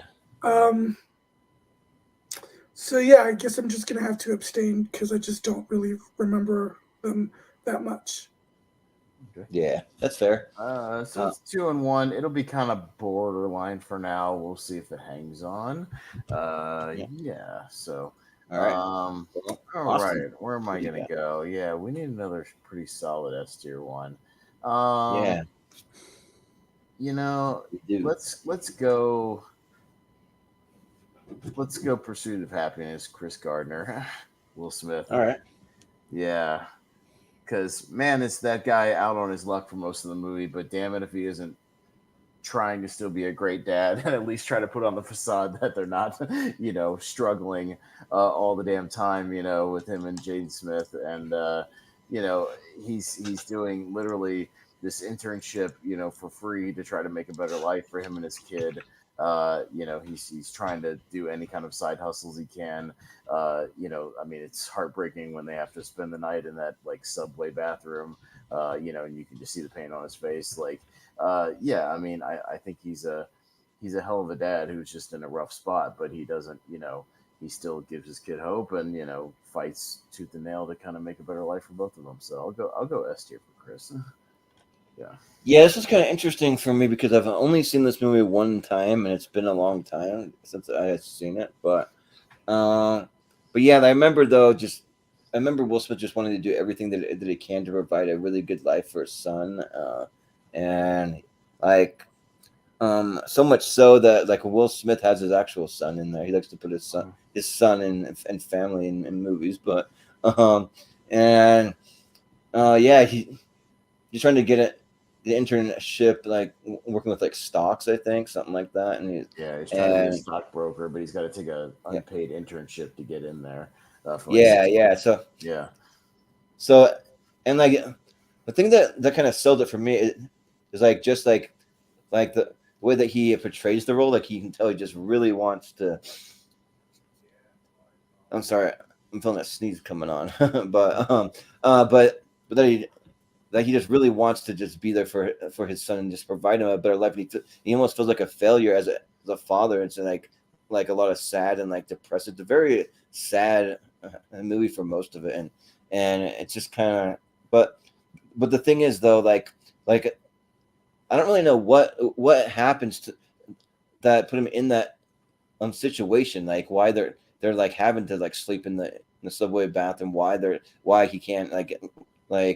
I don't know, like why he's not like working anywhere that actually pays all that stuff. Because you start the movie with like him just going to get this unpaid internship and then just kind of he's selling these like bone machines to hospitals, but it's a commission thing. He has to sell them to get money, and like nobody wants them, like so that's like all he does. But he gets one of them stolen from him, like one guy robs him, like stuff like that.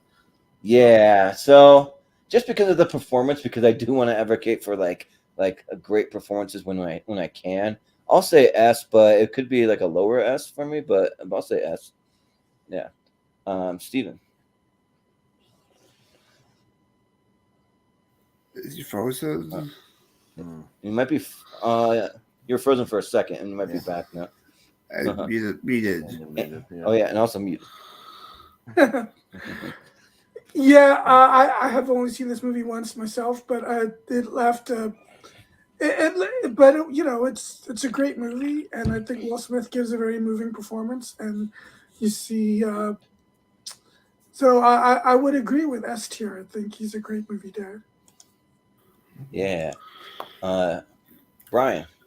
Yeah, I have to also agree with S tier. It's a great performance by Will Smith as Chris Gardner. Basically, a real person, his whole life, trying to make good for his kid, even end up homeless for some part of the film, trying to get a point with his kids. So overall, it's a great performance. So S tier. Yeah. All right. Yeah. It's S tier. So there you go. Yeah. It'll be an All S right. tier. So Okay. All right, Jordan.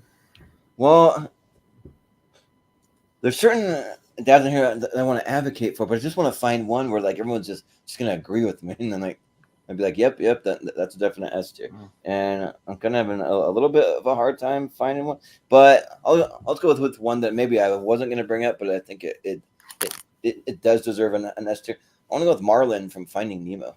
So sounds pretty easy, just the fish there, and like I think that he's a great dad because he has this home for his son where he's like where he lives and he's going to school and all that, and then he just turns his back for like a few minutes and then his son just takes off and the next thing you know, he can't find his way back and he's lost and then he goes on this whole journey and he ends up getting scooped up and put into the dentist's office and in the fish tank there, but like man, he goes on a journey to get his son back.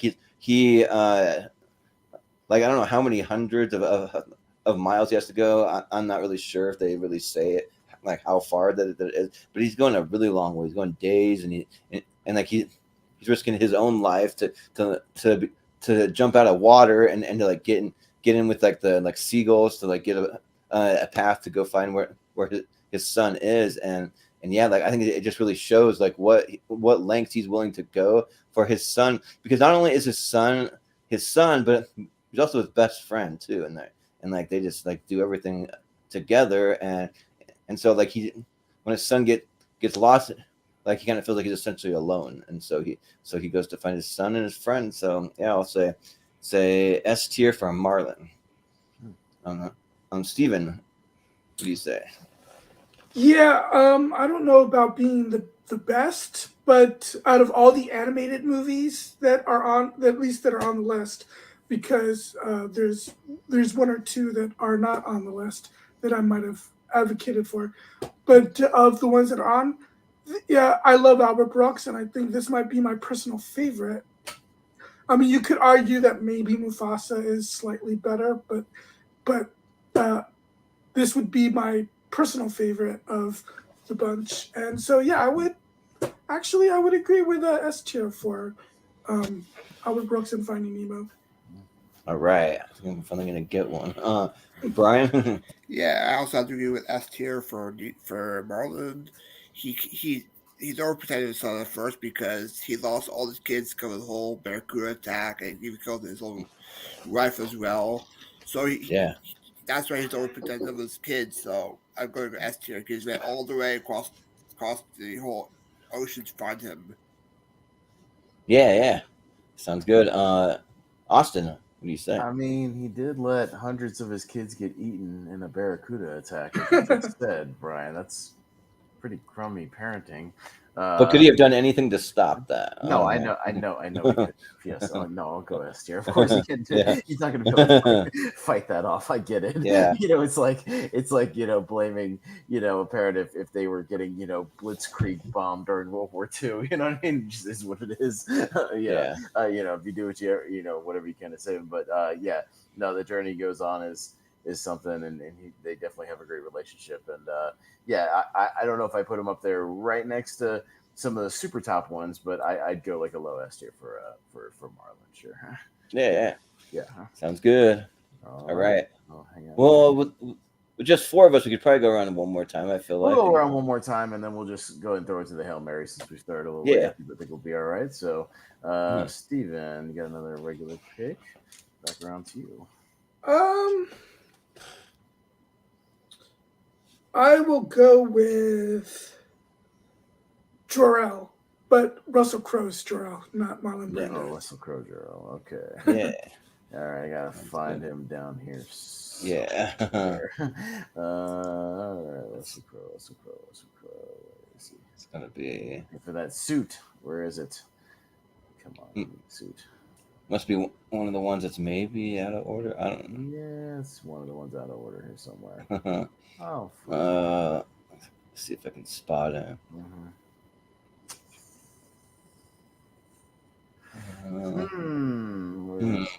I'm not even seeing him or Jonathan Kent.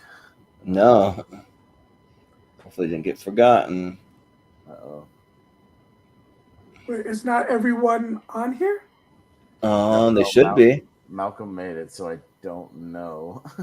Oh, Yeah. there they are. Finally. Okay. You see it? Oh, yeah. There it is. Yeah. Okay. there he is. Right next to Okay. Jonathan Kent. Okay. Gotcha. Yeah. Okay. Yeah. Okay. Cool. All right. All right, go ahead, Stephen. While I'm getting this up here. Sure. Yeah, I just, I mean, between Russell Crowe and Marlon Brando, it's no contest that Crowe's version is way better.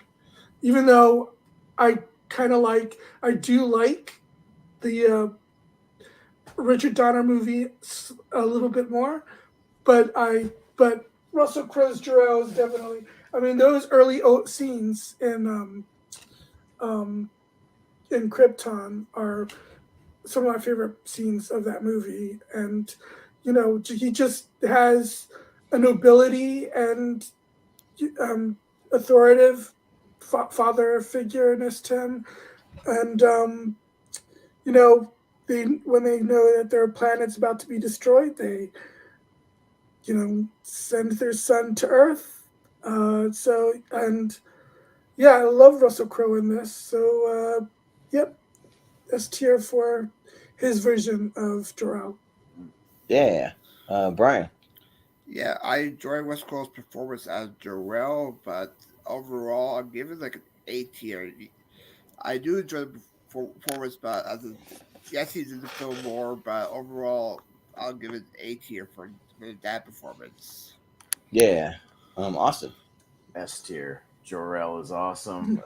Yeah, he makes the ultimate sacrifice. All of our hopes and dreams go with you. Yeah. Kal-El, and it's the ultimate sacrifice, but at the same time, when Clark is talking to him, as the simulation or whatever you want to call it, the projection, he's still giving him great advice even through that, teaching him how to lead the people of Earth, how to be the example, that the people of Earth deserve it, a hero, that there's still hope there, despite their faults, and teaches them great stuff, overall to be a true hero. So yeah, that's good fatherly quality. So I'll say S tier for Jor-El. Yeah. I think that he's great. Yeah. Jor-El, like he did what he had to do to just give his son some hope. Like, I mean, maybe like on Earth, that's not really like a thing. You just are like, well, the Earth is being destroyed, so let's just send you into space or something. But on that planet, that might have been like a thing that he felt not really great about doing, but like felt like you might actually have some type of chance though out there, and then he's given really good advice through the hologram as well, and then also the other reason why I want to give it S tier, because Kevin Costner's in there as the Earth Dad, and he sucks as a dad. I don't think. What? I disagree with that wholeheartily. I would argue pretty low for him, like why? Just because he makes stupid decisions. He makes him hide his powers. He makes him like they could have saved him, and they don't save him because of like whatever the reason that he says. He like tells them not to save him, and he could have, and it's just weird. He makes some weird decisions that just baffle me in that. So, but I think Jor-El is great. I'll say S tier for Jor-El.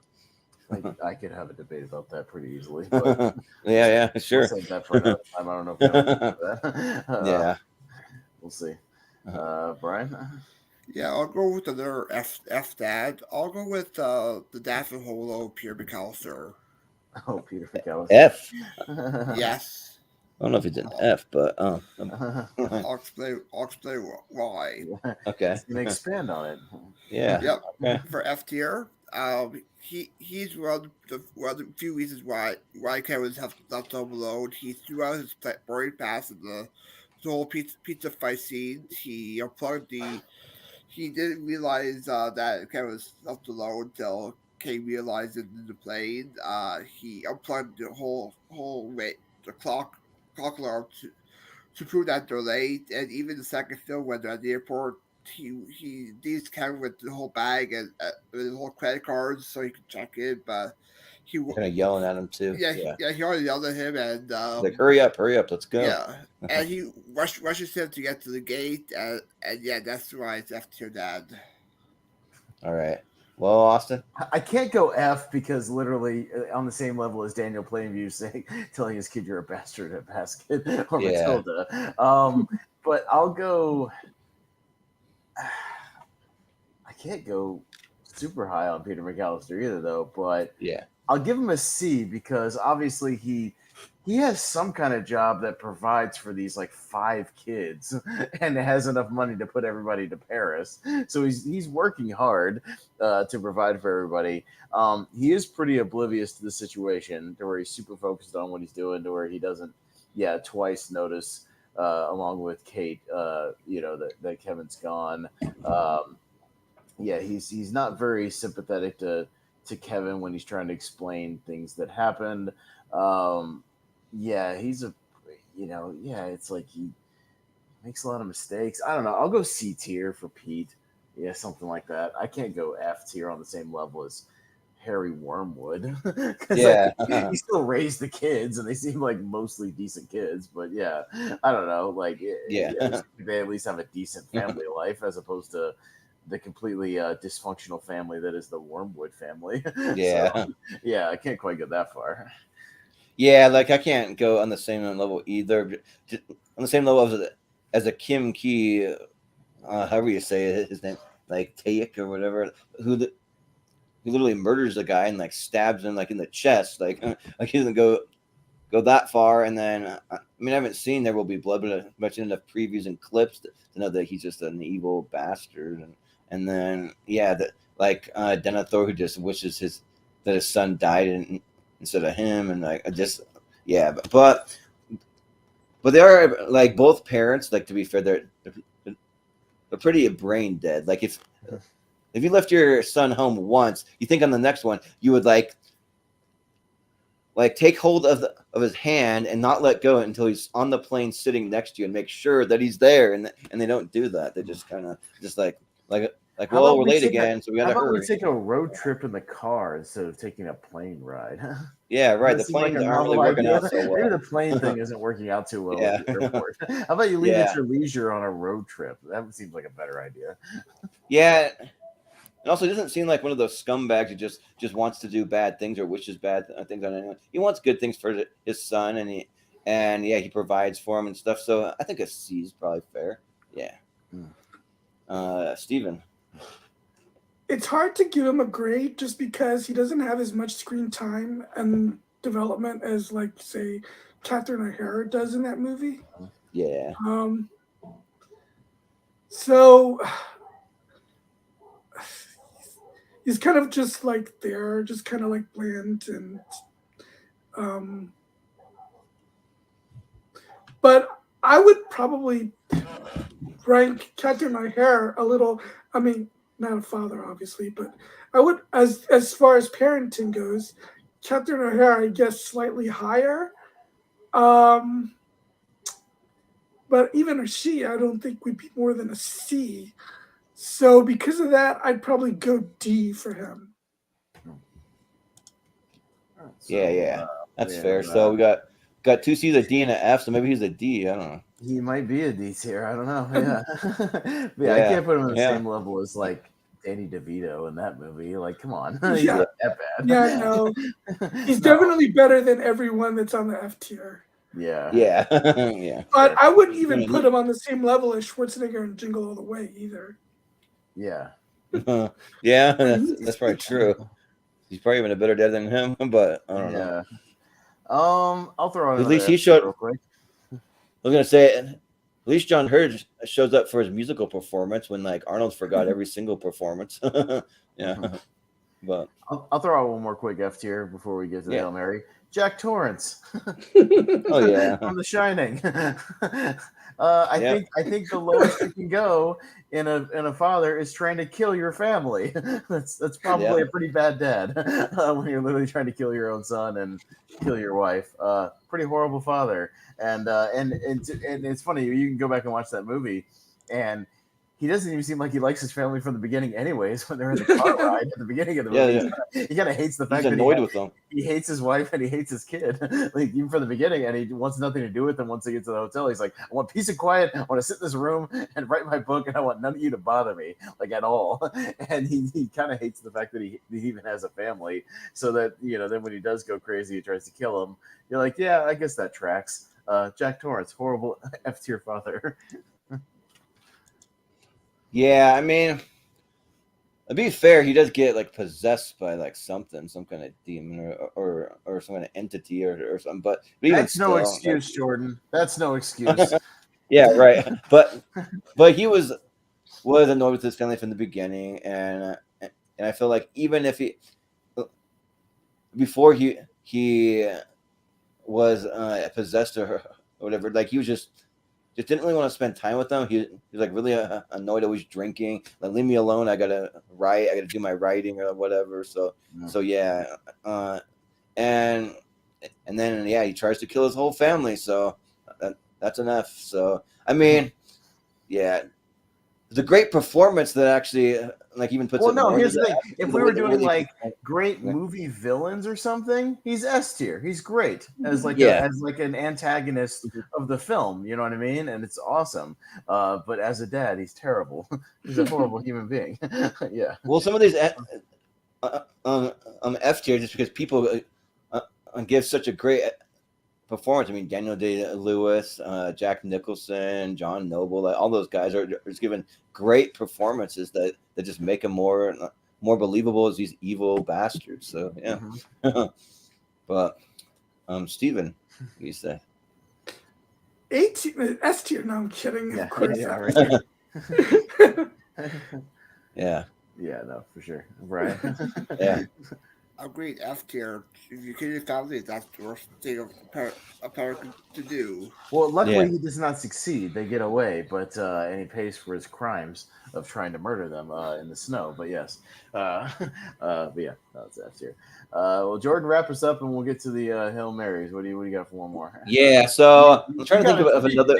You got to talk about Clark Griswold, right? You love those vacation movies. Well, where do you land on Clark? Come on, you got to talk about Clark. Well, I love him, but at the same time, he's not going to rank that high. Like, he's just kind of like middle of the road. So yeah. I mean, I'll just say this isn't my actual pick, but Clark Griswold is like a C or a B, like something like that. But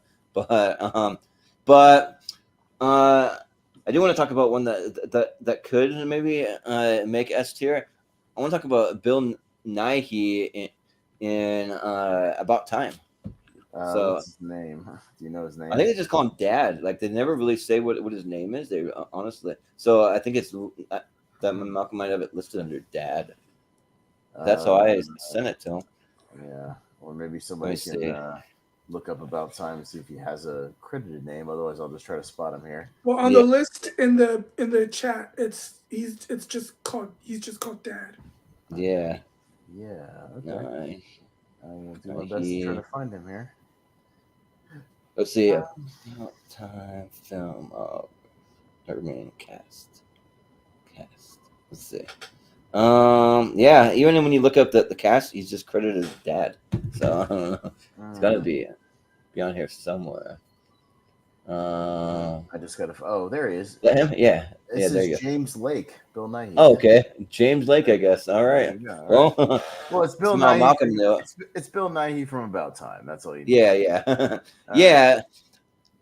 So I think he's a great dad that, like, right from the beginning of this movie, like, they're having like a wedding, and he gives a really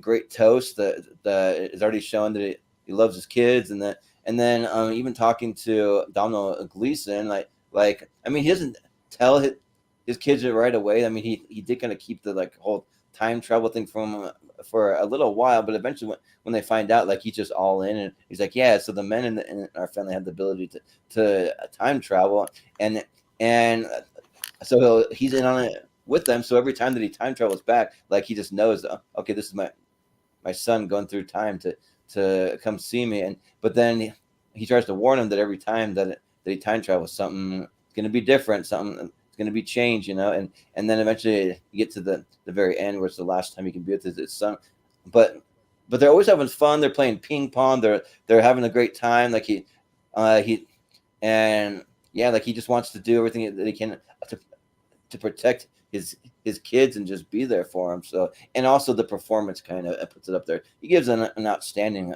performance in this movie. Like he's like probably the standout of the movie for me. So I'll say S tier. Okay. Steven.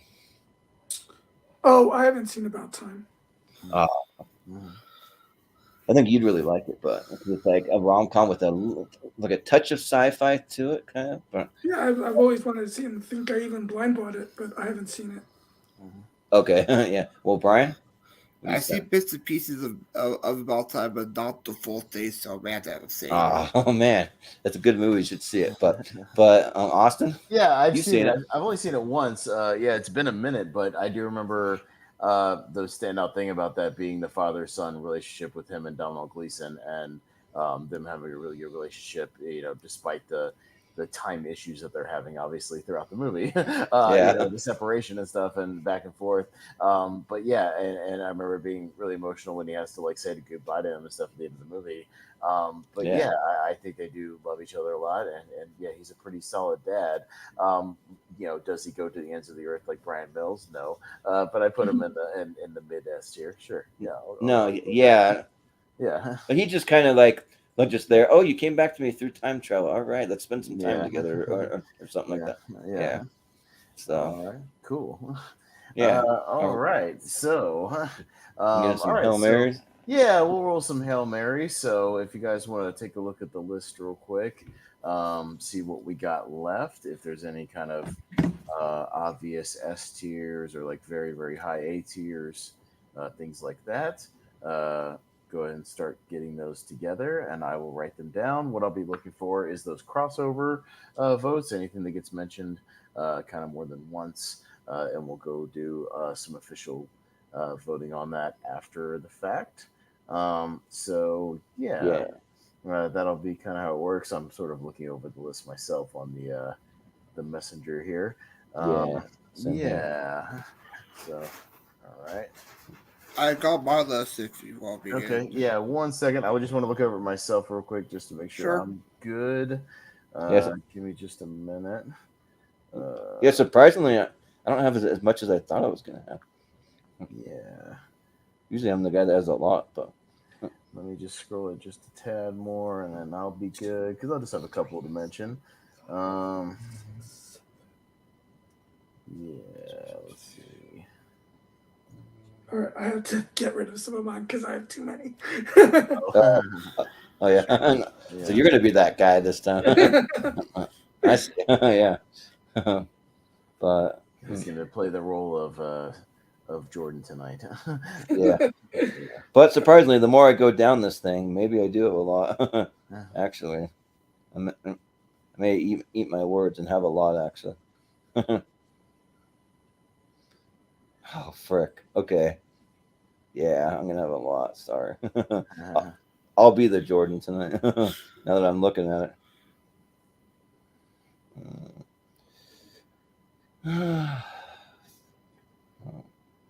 Luckily, I have a bunch of blind spots. Like, there's one that I was going to advocate that we actually put on here, but it's not. I think it's not a father. Ryan Reynolds from the Adam Project. He's just like older version of his younger self or something, and so it should have been Mark Ruffalo on that one for the father. So, but all right, I think I'm ready to write some stuff down as soon as just because there's. It might be a little more this time, just because it's like such a huge list. I didn't think it was gonna have much. I'm like, shoot, we have 100 and something people on this list.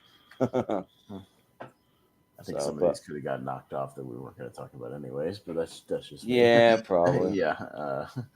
All right. Whoever's ready, if Steven's ready or Brian's ready. Okay, Brian. Yeah. Okay. Just give me a chance to write them down, so don't rattle them off too fast. Yeah. Okay, I have Gomez. All right, I'm just going to write down the movie, so Adam's Family. Okay. Charlie Hinton. From I Need Another Movie. Daddy Daycare. Daddy Murphy. Okay. Gru, Steve Carell. So Despicable Me. Cousin Eddie. Vacation. Really? Okay. Yeah. All right. Clark. Really? Interesting. Okay. Big Daddy from Kick-Ass. Okay. George Banks, Mary Poppins. George Bailey. The Old Man from Good Story.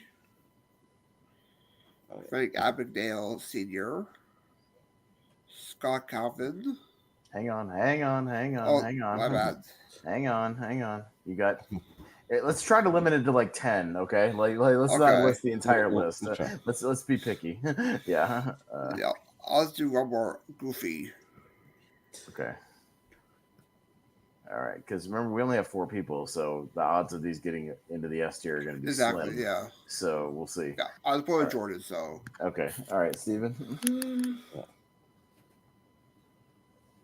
All right. I think I narrowed it down to. I think I narrowed it down to 10. Okay. King T'Chaka, Black Panther. Okay. Lee Abbott in A Quiet Place.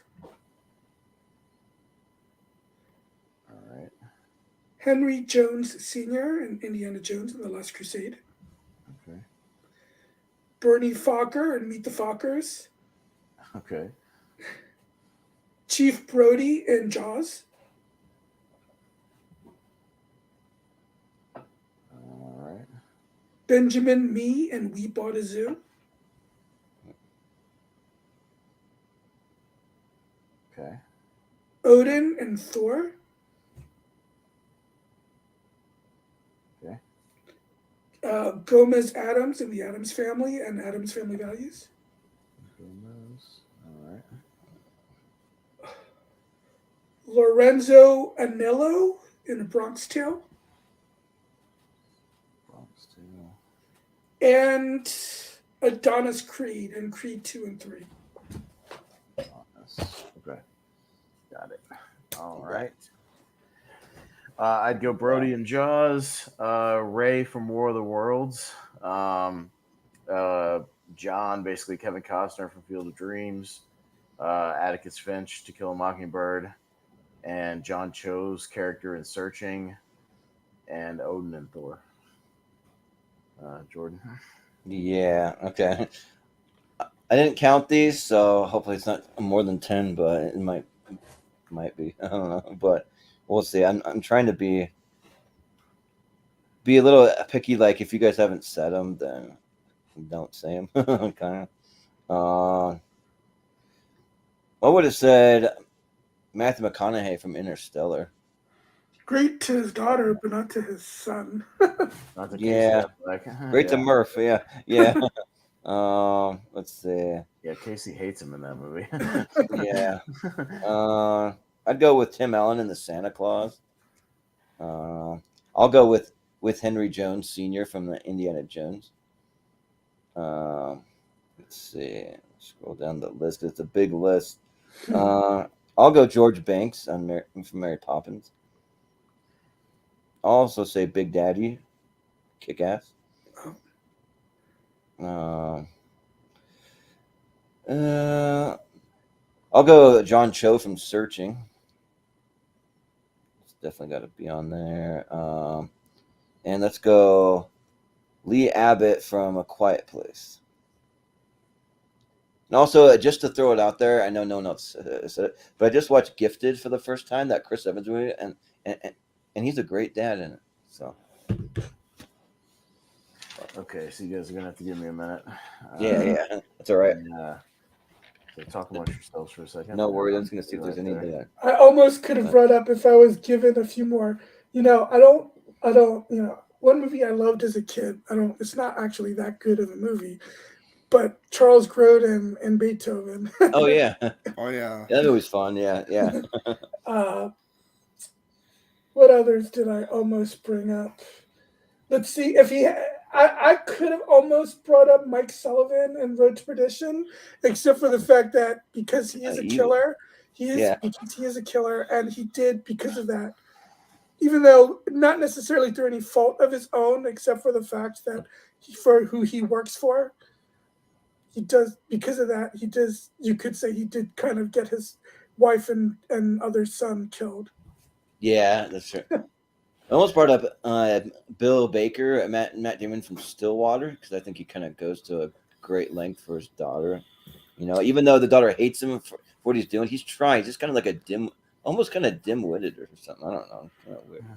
Yeah, I'll spot up Pacha, Flapper Groove. Oh yeah, that was an honorable mention for me. I think I've only got like 7 crossovers, honestly. Oh, What I wow. can tell. Yeah, because Yeah, I almost said.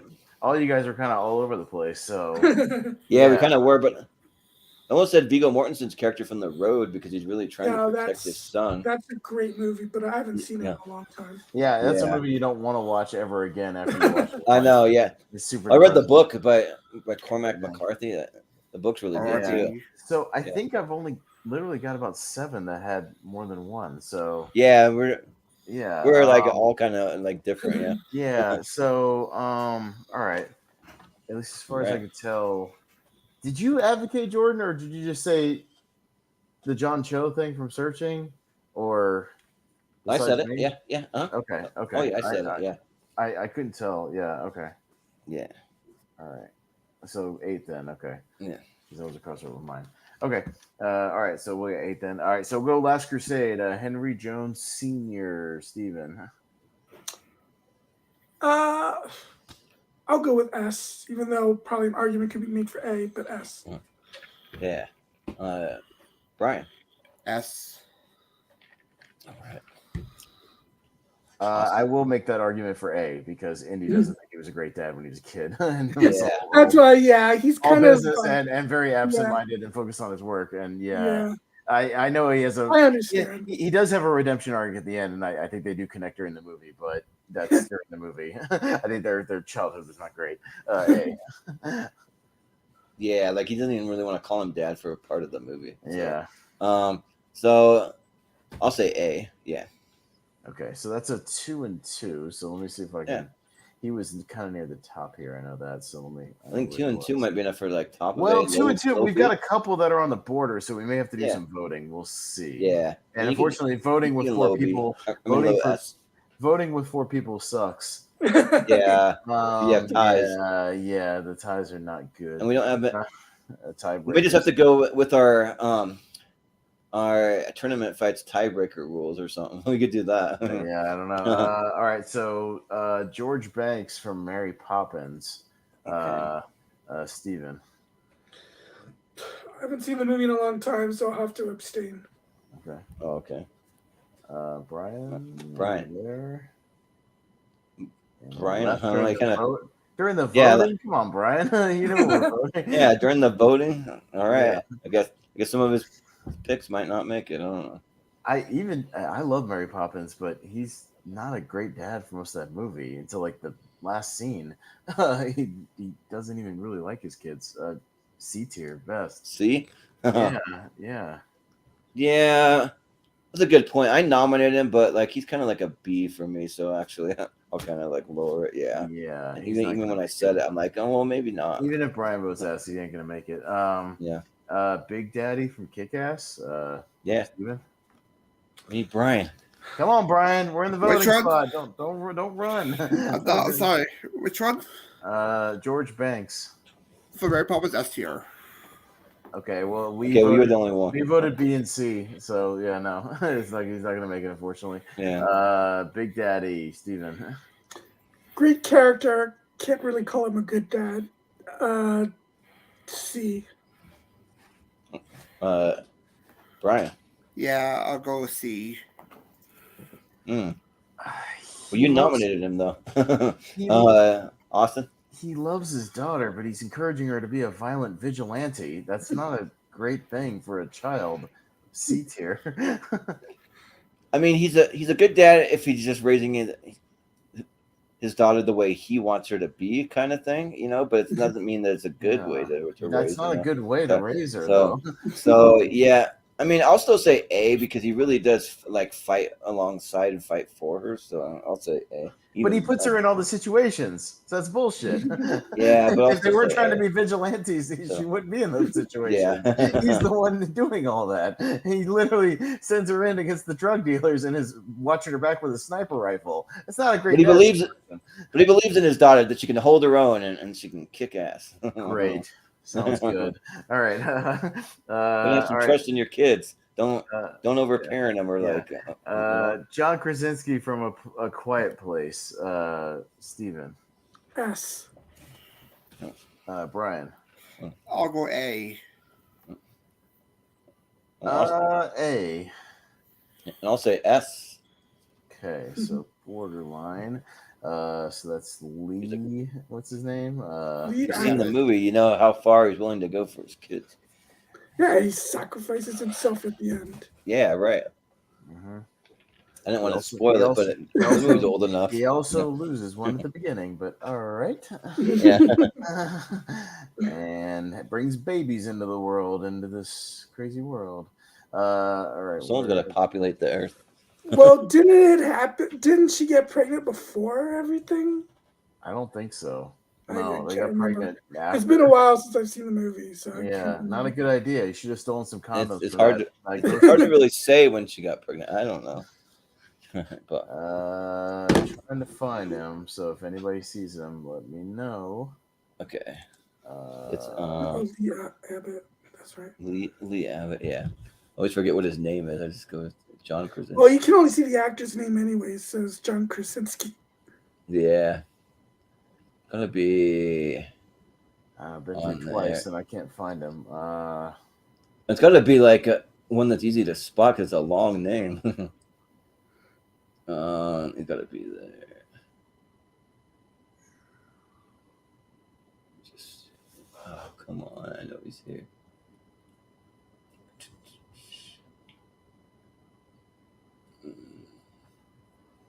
John Krasinski. So I kind of know what the picture was. I thought Malcolm used. Was it him going shh or something? Wow, I don't see him. Oh, he added him. Oh yeah, that's right. That was, Yeah. Okay. I added him. I added those last four. So that was on It's me. I a should know bo- the it's picture a I bo- used. It's a borderline 2 and 2, so we'll see where it ends up. Scott Calvin, the Santa Claus, Steven. I mean, he becomes a better father as he's become Santa Claus, but so I'll say B. Yeah. Brian. Yeah, I agree with Steven. He's a little jerk at first, but he warms up. He loves his kids, so I'll probably go A. Yeah. Austin. B tier. The kid seems to like Neil more than him for most of the movie. Well, I think that like you don't really see that much of him being a bad father. You just like see him like you see that he loves his kids, and I think that more the reason why they're divorced because of the wife. The wife doesn't like the way that he treats her, but he might still be a good dad. I feel like, but just a crappy husband. I don't know. So I'm gonna say S tier. So. So it's like an A tier overall. Yeah. But an S, 2 A's, and S. B. No, it's an A. no, an S, an A, and 2 B's, so it's an A. Oh, okay. Well, yeah, A somewhere. it's A somewhere. All right. Gomez. I'm shocked we don't have more A's. I could go through my huge list of A's, but I didn't say them all. Gomez, Steven. Oh, Gomez, S. Yeah. Brian. S tier. I'll again say the same thing I said for Morticia. The kids are trying to kill each other with guillotines constantly. That's not a very responsible parent. Yeah, it's not. They're just the quirky family. I'll give him an A. I think He's he's quirky. more. I think he's more into his wife than his kids, to be honest. Yeah, yeah. They're a quirky family that just tries to kill each other for like fun and games, you know. Yeah, it's all fun and games till somebody gets lop their head off. But Yeah. all right. Gomez. He's got. Oh, right. Oh, where are you going, Jordan? I would say A tier. I mean, it's a weird family, but it kind of works within that family. He's a good parent for that to the family, but he does let him be violent, but even so, I'll say A. God, Jordan, you are obsessed with that Possession movie. Jesus Christ. Why? Because it's on here. It's on Why? here? Why? Actually, Jeffrey Because D. Morgan is really good in that. Yeah, he's a great dad. He's really good in it. Yeah. He really loves his daughter and stuff. Mind you, I haven't seen it since it was in theaters, so my memory of it is very vague. The whole entire reason why they get divorced in the Possession is because he's a workaholic and just works way too much. It's not around enough for the wife. All right, But- once again, now I can't the find heck? Gomez. Yeah, we might have to. Oh, There it is. over on the left. Right Yeah. there. It's not a very clear picture of him. It was like Yeah. from distance. Yeah. All right. Got a lot of borderline ones. This is gonna get tricky. Okay. It's gonna get really tricky without 5 people. Yeah. Yeah. All right. That's why I'm suggesting tournament fight tier ranker rules. But, Well, I don't know how that would work. We'll see. Odin from Thor. Steven. S. Brian. Also go S. I'll go S. I'll probably say A. So, Let's see. Was it One. still an S. Yeah. I'm gonna make it, but there Right he is. there, right there. next to Tom Hanks. Yeah. Got him. All right. Here we go. He's somewhere in here. Yeah. And then John Cho in Searching. Steven. Still haven't seen this one.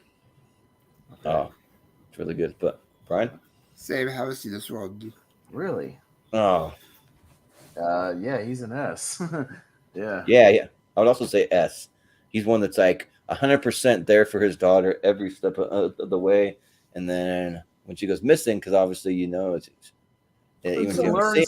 He then- learns the internets to find her. Yeah. He goes to great length to use technology he's not used to. Yeah. He hacks the internets. Now he'll be Yeah. in the bottom of S because we only have 2 votes, so we'll see. Yeah. I don't see how that goes. All right, so let's see. That's it? That's all the crossovers from what I could tell. Wow. Okay, I know we're going to get a lot of crap for not having Atticus Finch on this list. Well, nobody nominated him except for me. Well, I had Atticus. Well, here's the thing. I saw the movie in high school, but I haven't seen it since. Yeah, same here. I'm the same way. So I had him as an S on my list, but I'm I haven't seen it so long. Is he a good dad or does he do some crappy things? I can't remember. It's been too long. So yeah, I don't know. It is what it is. I don't think This people This is will gonna care be too much this about honestly. This is gonna be up there, just like when on Rankum we didn't have Sophie's Choice for top 12 Meryl Streep. Oh, movie. from Meryl Streep. Yeah. Yeah. All Yeah, right. but to be fair, who's actually seen that? I haven't. I've seen it, but I mean Yeah. that's just me. I don't really care to see it. Yeah. So all right. Okay. So let me go through the ones that are safe. So basically the first 8 or 9 are safe because they all had enough S votes and stuff. Yeah, Most of these through. we'll have to vote on the borderline S one. Yeah, because all these, even Odin had 3 and 1, Jarrell had 3 and 1, so they're safe. So all of these from James Lake all the way to David Kim are on the chopping block right now. So we have 9 S's and 7 potential to be saved. So we're gonna each pick one out of that, or what are we gonna do? I have no idea. I mean, we could just start there, and then if we have to narrow it down after that. That's yeah, because they all have 2 or 2 and 1 or something. They're all pretty much the same. But the thing is, though, well, I don't want to say anything. I kind of know how it's gonna go. I can I predict don't it. know how this is gonna go. I know one thing that's probably gonna happen, but All right, so I don't yeah, want I to pick guess everybody, just pick their favorite out of those 7. We'll see what happens. I don't know. Yeah, If it happens, Hmm. well, we don't like narrow it down. We can maybe each vote like 3 or something, and try to just narrow it down. I don't know. Like after this, or pick you start with the 1. or pick 2. Everybody pick 2 out of that group. Oh, that makes it easier for me. A little bit, like pick 2, and then we'll I see. think Which one's gonna there's get 2 votes. clear winners for me. So Steven, pick 2 out of those from Bill Nighy to John Cho that you would potentially save. Lee Abbott and Okay. Henry Jones Sr. Okay. Okay. All right. Brian. Brian. I'll do Gomez and Henry Jones Sr. Henry. Okay. Okay. I'd go Bill Nighy and John Cho. Yeah, and I would have gone Lee Abbott and John Cho. Okay. So, all right. So just keep the ones that the ones that will be in contention. Yeah, the ones that got votes would be Lee, Henry, and John Cho. Huh? Yeah. Essentially, Bill Nighy gets knocked out. These 4 get knocked out, but they will be our contenders for the honorable mentions. So at least one of those 4 would, or I mean, 3 of those 4 would be honorable mention. Correct. So now what we will do is vote for the one that shouldn't be an honorable mention. That's what we're going to do real quick, and then we'll come back to vote between those 3 or whatever. Oh man, so, yeah. All right. So let's first vote. Okay. So Mr. Incredible, Gomez, Bill Nighy, Brian Dennehy. Who do you think doesn't belong in that honorable mention territory, Steven? That's really tough because I haven't seen About Time, and I only vaguely remember Brian Dennehy. So which one? See About Time. I will vote off because of the fact that he dies early in the movie. I'll vote off Brian Dennehy. Okay, Brian. I'll also agree with Steve. I'll vote Brian Dennehy since he's not to feel that much. Yeah, awesome. I gotta say goodbye to Big Tom. Well, I would have gone with Gomez, but it's fun. Yeah. All right. So Brian's gonna get the bump. All 3 of these will get the bump, but they'll go down like this for honorable mentions. So there's gonna be our honorable mentions. Those 3 right there. Mr. Incredible, Bill Nighy, Gomez. Because out of all those, I just feel like they can picture all of them going up and giving their kids a big hug, except Gomez. Well, no, I'm incorrect. Hold on, they are not, because I forgot we got these 3. One's going to stay, and the other 2 are going to be honorable mentions. Then we're going to have to vote between those 3. So we're going to have to vote again. Oh yeah, because we have women. Yeah, we got too many in the S tier. So, so out of these 3, John Cho, Sean Connery, John Krasinski, we got to vote for which one stays out of those. So Steven. It's only one stays. One stays. I have a feeling this is going to bite me in the butt, but I'm going to vote for my favorite of the 3, which is Lee Abbott. Okay. Brian. Henry Jones Sr.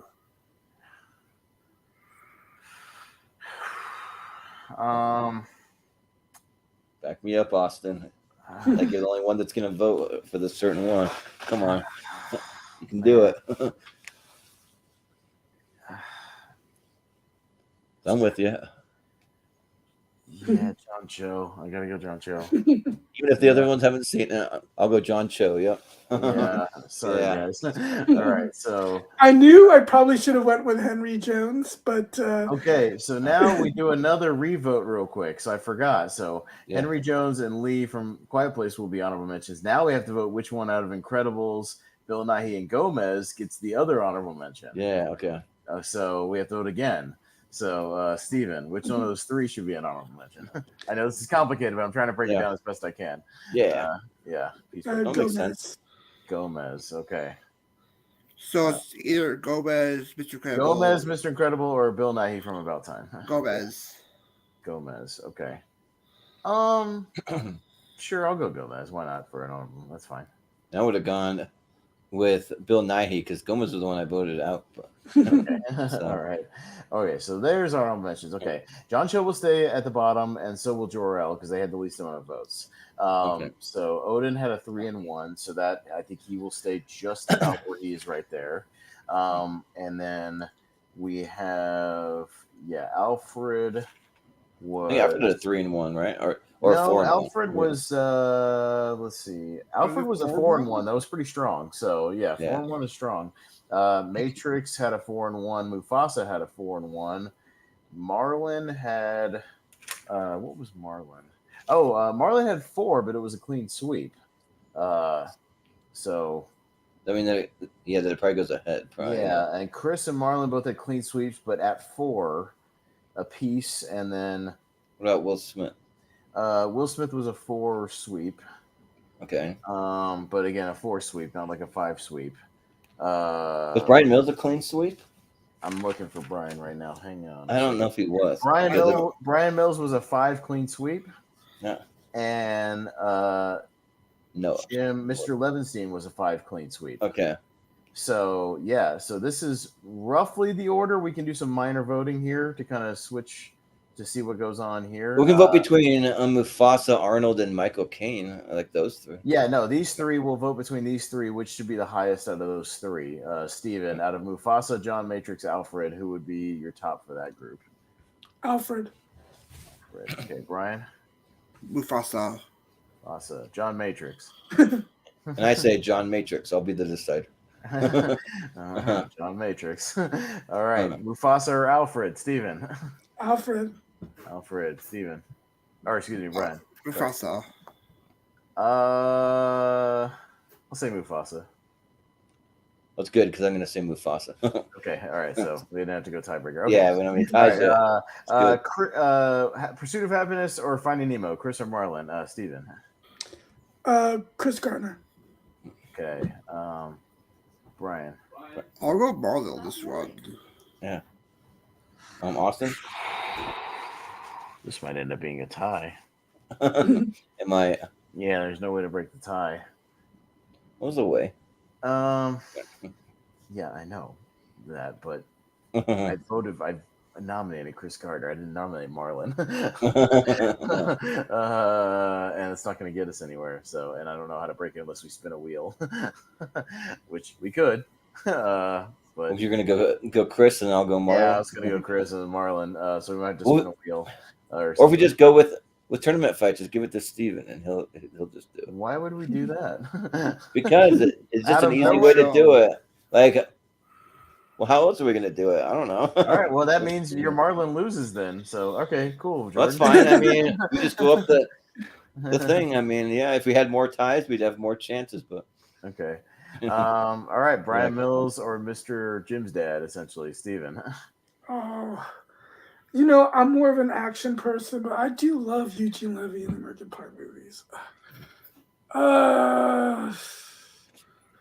I'll go with Brian Mills. Okay. Brian. yeah, my dad would never show me nudie magazines like that. Never. Jim's dad. You see here, son, this is the female form here. Yeah. All right, let me point out everything. I'm going to go Jim's dad for this reasoning only. I think when we say what the classic definition of a great dad is, it's a family dad like Jim's dad. Like just like a regular guy. Brian Mills is an extraordinary super dad with super skills. But like as far as the epitome of a great regular guy dad, I'm going to go Jim's dad. Yeah, and I'd also go the same way. Yeah. With Jim's dad. It's because a classic dad. Yeah. Well, like with these two, you're kind of splitting hairs because you kind of gotta say like he's a classic dad, and also I kind of like the performance a little better too. So yeah, I'd give it to him. Okay, so after a lot of back and forth, I think we finally have our final thing here. So there we go. All right, fine. Richie, how dare you have a gig? So we have to go to ties. Tiebreakers. I know I hate tiebreakers. By counseling on us. Yeah, it's Yeah. so fun. But I'll break it down one last time for anybody listening, Jordan, and let's wrap this thing up. What do you say? So Yeah. Sounds good. Our top 10 Go for for it. tonight for movie dads. Number 1, we have Mr. Levinstein from American Pie, Eugene Levy. Number 2, Brian Mills, Liam Neeson from Taken. Number 3, Chris Gardner, Will Smith from The Pursuit of Happiness. Number 4, Marlon, Albert Brooks and Finding Nemo. Number 5, John Matrix, Commando, Arnold Schwarzenegger. Number 6, Mufasa, played by James Earl Jones in The Lion King. Number 7, we have Alfred in the Dark Knight trilogy by Michael Caine. Number 8, we have Odin from the Thor films in the MCU. Number 9, we have Jor-El, Russell Crowe's version in the Snyderverse, played by Russell Crowe. And we have David Kim, played by John Cho from the movie Searching. And our honorable mentions tonight will be Henry Jones Sr., Sean Connery from Last Crusade. We have Lee, played by John Krasinski in A Quiet Place. We have Gomez Adams, played by the late, great Raul Julia in the Addams Family films. So there you go. All right. Nice. Awesome. There we go. Yeah. But I mean, look how many we had to bump down in the A tier. There's a lot of good dads in that A tier, Yeah. So there's a lot of good ones. I remember Clark would rank this. I think I would go B tier for Clark if we had to do it, Clark, because I think he loves his kids. He does want to provide, have some fun for them. He wants to be involved with them. He's just a little eccentric, and he goes too far sometimes. You know what I mean? He's just kind of holds his family hostage on some of those literally trips that goes on, and then literally, I'll throw him up in that B tier just for you, Jordan. Yeah, awesome. He can be a little overbearing, but I would actually probably go for an A for him. Yeah. But he almost kind of ruins Christmas too, the way that he reacts to every single thing. He starts out, but you see him descending into madness, and it just kind of when he goes out and like chops his own tree from his front yard and brings it in. He's like, "Shut up! We're just gonna have this tree in here," and then he saws off the newel post, fix the newel post, and saws off his staircase, and he's going crazy. Yeah, there's a lot of movie dads. Some good ones still left on there. I mean, but, you could always do a tournament as well, maybe next year. We could. Yeah. We could always do a lot of it. That's something that down the road I want to switch some of these and do like a tier ranker versus tournament. You could do it. Yeah. So all right, there we go. Cool, awesome. Well, that is gonna do it for us tonight. So thanks again, guys, for hanging in there. And my sister, she actually chimed in.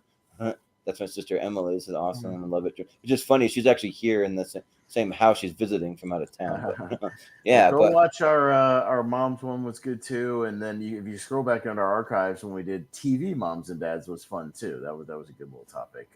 And there.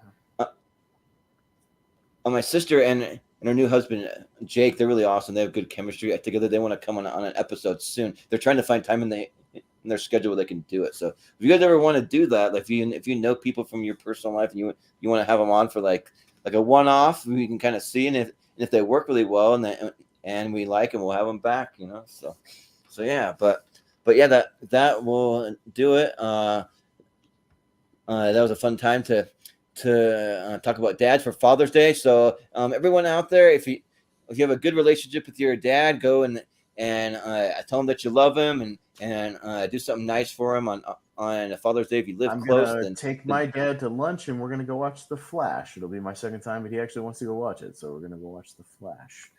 Nice, cool. And even if you don't have a good relationship, just maybe think about your dad if you feel like it's time to make amends. Maybe you're there, maybe you're not. Who knows? Reach out and make a phone call. What could it hurt? Yeah. Right. What's you try. Exactly. Yeah. But yeah, so we'll just do some plugs and that will do it. So we'll start with Steven. Thanks for coming on last minute. We appreciate it, and tell us where we can find you. You can find me on all the social medias, and I'm letterboxed at Shepard82, and I believe I'm back here for tournament fights for the 2011 was it Monday or Tuesday? I can't remember. Monday. I'm gonna be on Monday. So as of right now, I have you you down for all three. But if your schedule doesn't permit for all three, just let me know. But I have you down from Monday, I'm not Wednesday, sure about Friday. Friday. So. I'm, Yeah, I'm okay. I'm That's not totally sure cool. about Friday. Sure, yeah, that's totally cool. No worries, because we had a couple people that were wanting on that episode, so we got some backups. But yeah, cool. Sounds good. And Brian, where can we find you? Yeah, I do Chimmy both spaces, the Pierce Co. or be with you most of the time when I appear on there. In the team's tournament for ASAT. I did my round one matchup already. I wait for winner to face round two. I'll be back here for trade level on Monday and Friday, I believe. Yeah, Monday and Friday. Okay. And my match on May with America should be dropping next week, if I'm not mistaken, for the animation. Oh, nice, cool. I'll have to check that out. Yeah. I think our match for the movie Hero Network should be dropping soon. I don't know if it has or not, but I'll have to check that out. But Austin, what do you have going on? Yeah, I've got a long week, so I think I'm gonna sit out the Monday 2011 one, but I'll be on the other two just because I got shows like every night. I need a weekend night off. Jordan knows I do these shows damn near every night. But yeah, I got a podcast about movies with Jacob on Saturday night at 6:00. We're gonna do another one of our blind wheel rankings, where we each do blind rankings 1 through 20 of movies we don't know what's coming next. We just have to rank them blind. He's gonna have a wheel of 30 potential movies, all horror sequels for me, which I requested, and then I've got animated movies for him, all post 2000. And then next time we do it, I might do like musical movies for him, and he can do something else for me. But yeah, Nice. those are a lot of fun. We always do that, and we pick some movies out to actually do long reviews on later. So we'll be doing that Saturday. Join us. Those are always fun shows. It's our third one of those we've done. We have a good time. And then Sunday night I'll be on Malcolm's Rankum. Richie will be on there too. We're talking about movies, about the creation of products or companies or movies based on Flaming Hot, essentially. So That'd be cool. It's kind of in that vein. However you want to define it. We had to expand a little bit, but yeah, that'll be fun on Sunday night. And then if you're interested, my TMG Entertainment, my movie Battleground title match dropped finally with me versus Amaru Moses, and we had a hell of a match. So go check that out if you're interested. Yeah, two-parter, right? Is that what it was? Two-parter because it was the lengthy one, but it was really good. So nice. Yeah. Cool. Yeah, and you can find us on social media at Movie Hero 2121 on Twitter and Instagram. You can find me on my personal Instagram even more so at Jordan83616, and then you can find us on Facebook in the Schmodown Friends and Family group. You can find the poll with our top 10 and our 3 honorable mentions, which I'm thinking that it might have Malcolm maybe try to post it. He's already got all the graphics for it, like just ready to go. So, he goes back and remind him to post that. Maybe he'll do the poll for that. Yeah, that'll be because he just automatically. I did the last one, so I'm like, all right, cool, that takes care of it. So because it was left up to me, I usually forget, and it's like I forget half the polls sometimes. I'm like tired from work. I don't even think about it. I have it written down on my paper, and I just forget to. So it is what it is. But it'll be up there though. So at least like in the next day or two, it'll be up there sometime during Father's Day weekend. We'll say that. so just watch for that, and then I'm also, if you haven't subscribed to the channel, it really helps us out. If you can subscribe, if you have friends and family that you can just tell them to subscribe, even if they don't really even watch it all that much, just hitting subscribe really helps us out a lot. Or like even if you can just like play and just watch like the first round, or just tune in for the end rounds, like things like that. 'Cause I know we go kind of long sometimes. The views help us too, because we're really trying to work towards getting monetized. So we're slowly getting there. But then we also have a Patreon, which sometimes on the Patreon we'll have trivia. For right now, we actually have it on the main channel. I want to try to keep it on the main channel if we can, but if we get any kind of copyright strikes, then we'll have to move it to our Patreon, which is patreon.com/moviehero. We'll be doing some trivia 1 week from this Sunday. We'll be doing the Seen and Heard movie trivia, and then on the Patreon you can find an extended schedule for about the next 4 months for the channel. If you want first dibs on signing up for some episodes, you can find it there. We're going to be doing some podcasts soon, so we're getting ready to schedule the next podcast. We'll be doing a big animation draft after we wrap up our animated movies draft. So we an animated movies draft. Should be a good one, that one. Yeah, and then we'll have some more coming up. So we'll let you know. So just pay attention to our social media, and also pay attention to the very end of these shows because we do a lot of plugging. And we'll tell you what you can find coming up next on the channel. Which, speaking of that, and also you can check out our new show, Wheel of Movies, which me and Austin and Richie, we've been breaking down all the Indiana Jones movies, because the first movie that we spun that actually worked out perfectly. Like, it literally just came up totally random was Raiders of the Lost Ark, and so Richie hadn't seen it, so we decided we're going to have him on. So me, Austin, and Richie reviewed that one, and then we decided to just go for all the Indiana Jones movies because we got a new movie coming, our new Indiana Jones movie coming out. So we'll review the 3 in the trilogy, and then we decided that for a Crystal Skull, that we might wait until we get to the best movies of 2008 ladder series, and we can talk about that one then. But yeah, and then after that, after we review those, we'll get back to spinning the wheels. So we're gonna have more of other people from the channel, some of our regulars and partners in the channel that submitted their favorite movies. We'll have you guys on once we get back to spinning the wheel like we normally do. So yeah, and then just what we have coming up for tournament fights and tier ranker fights. So we already mentioned that all next week will be our best movies of 2011. So it'll be a Monday, Wednesday, Friday. We'll be doing a 3-part 128 series for that one. Then we're doing our big geek tournament. It's a tournament, the best geek character of all time, and our first tournament, because we're gonna have 8 separate tournaments. We're gonna take the Sweet 16 from each of those, and it'll be a big 128 tournament when all is said and done. So it's enough to keep a lot of content coming for our channel. So but the first one will be best Star Wars characters. So we've got that one coming up. And then we're getting into our best animated movies of all time tier ranker championship. So that'll be a very tough one. And then following that, we are gonna. I don't have it officially on the schedule yet, so we need to find a place to schedule we're gonna take all the top 10 winners plus the honorable mentions from each of our decade animated shows.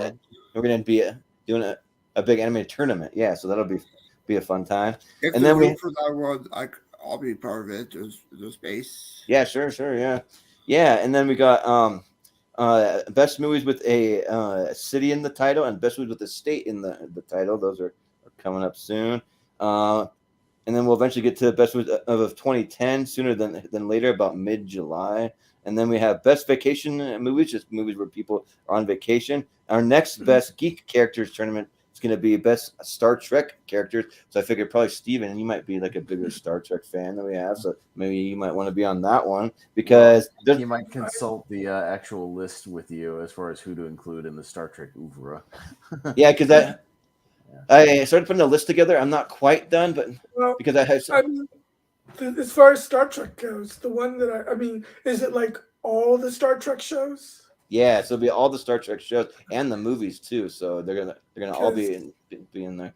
Because TNG is mostly where I'm at. I won't be as familiar with Deep Space Nine or beyond the main characters of Deep Space Nine and Voyager, and definitely not Enterprise. And I haven't even seen any of Discovery.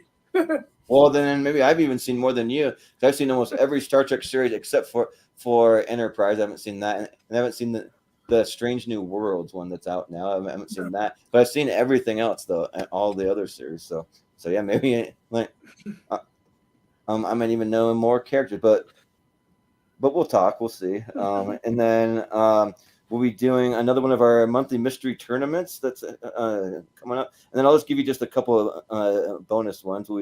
We're doing best movies with one-word titles for a decade series. That'll be the next decade series. we're gonna get into after animation wraps up, because there's so many of them that we got to break it down by a decade, and then we're doing a battle of the Toms. It'll be Tom Hanks versus Tom Cruise movies, and then we're going to round out our geography series with best movies with a country in the title. We're also going to do that one. So yeah, that's kind of a little look at what's coming up. So if you want to be on any episodes, you can probably the best way is to just DM me on Facebook, or if you don't have Facebook, you can email me. We have an email that's moviehero2121@gmail.com. So, and you can find all of that down in our description, like all of our socials, all of that. That's all down there. And yeah, but that is going to do it for us tonight. So thanks again, guys. And for Steven, for Brian, for Austin, for Richie, I've been Jordan, the movie hero Anderson, and we will see you next time. Oh, we're Okay, still then. on. Hang on.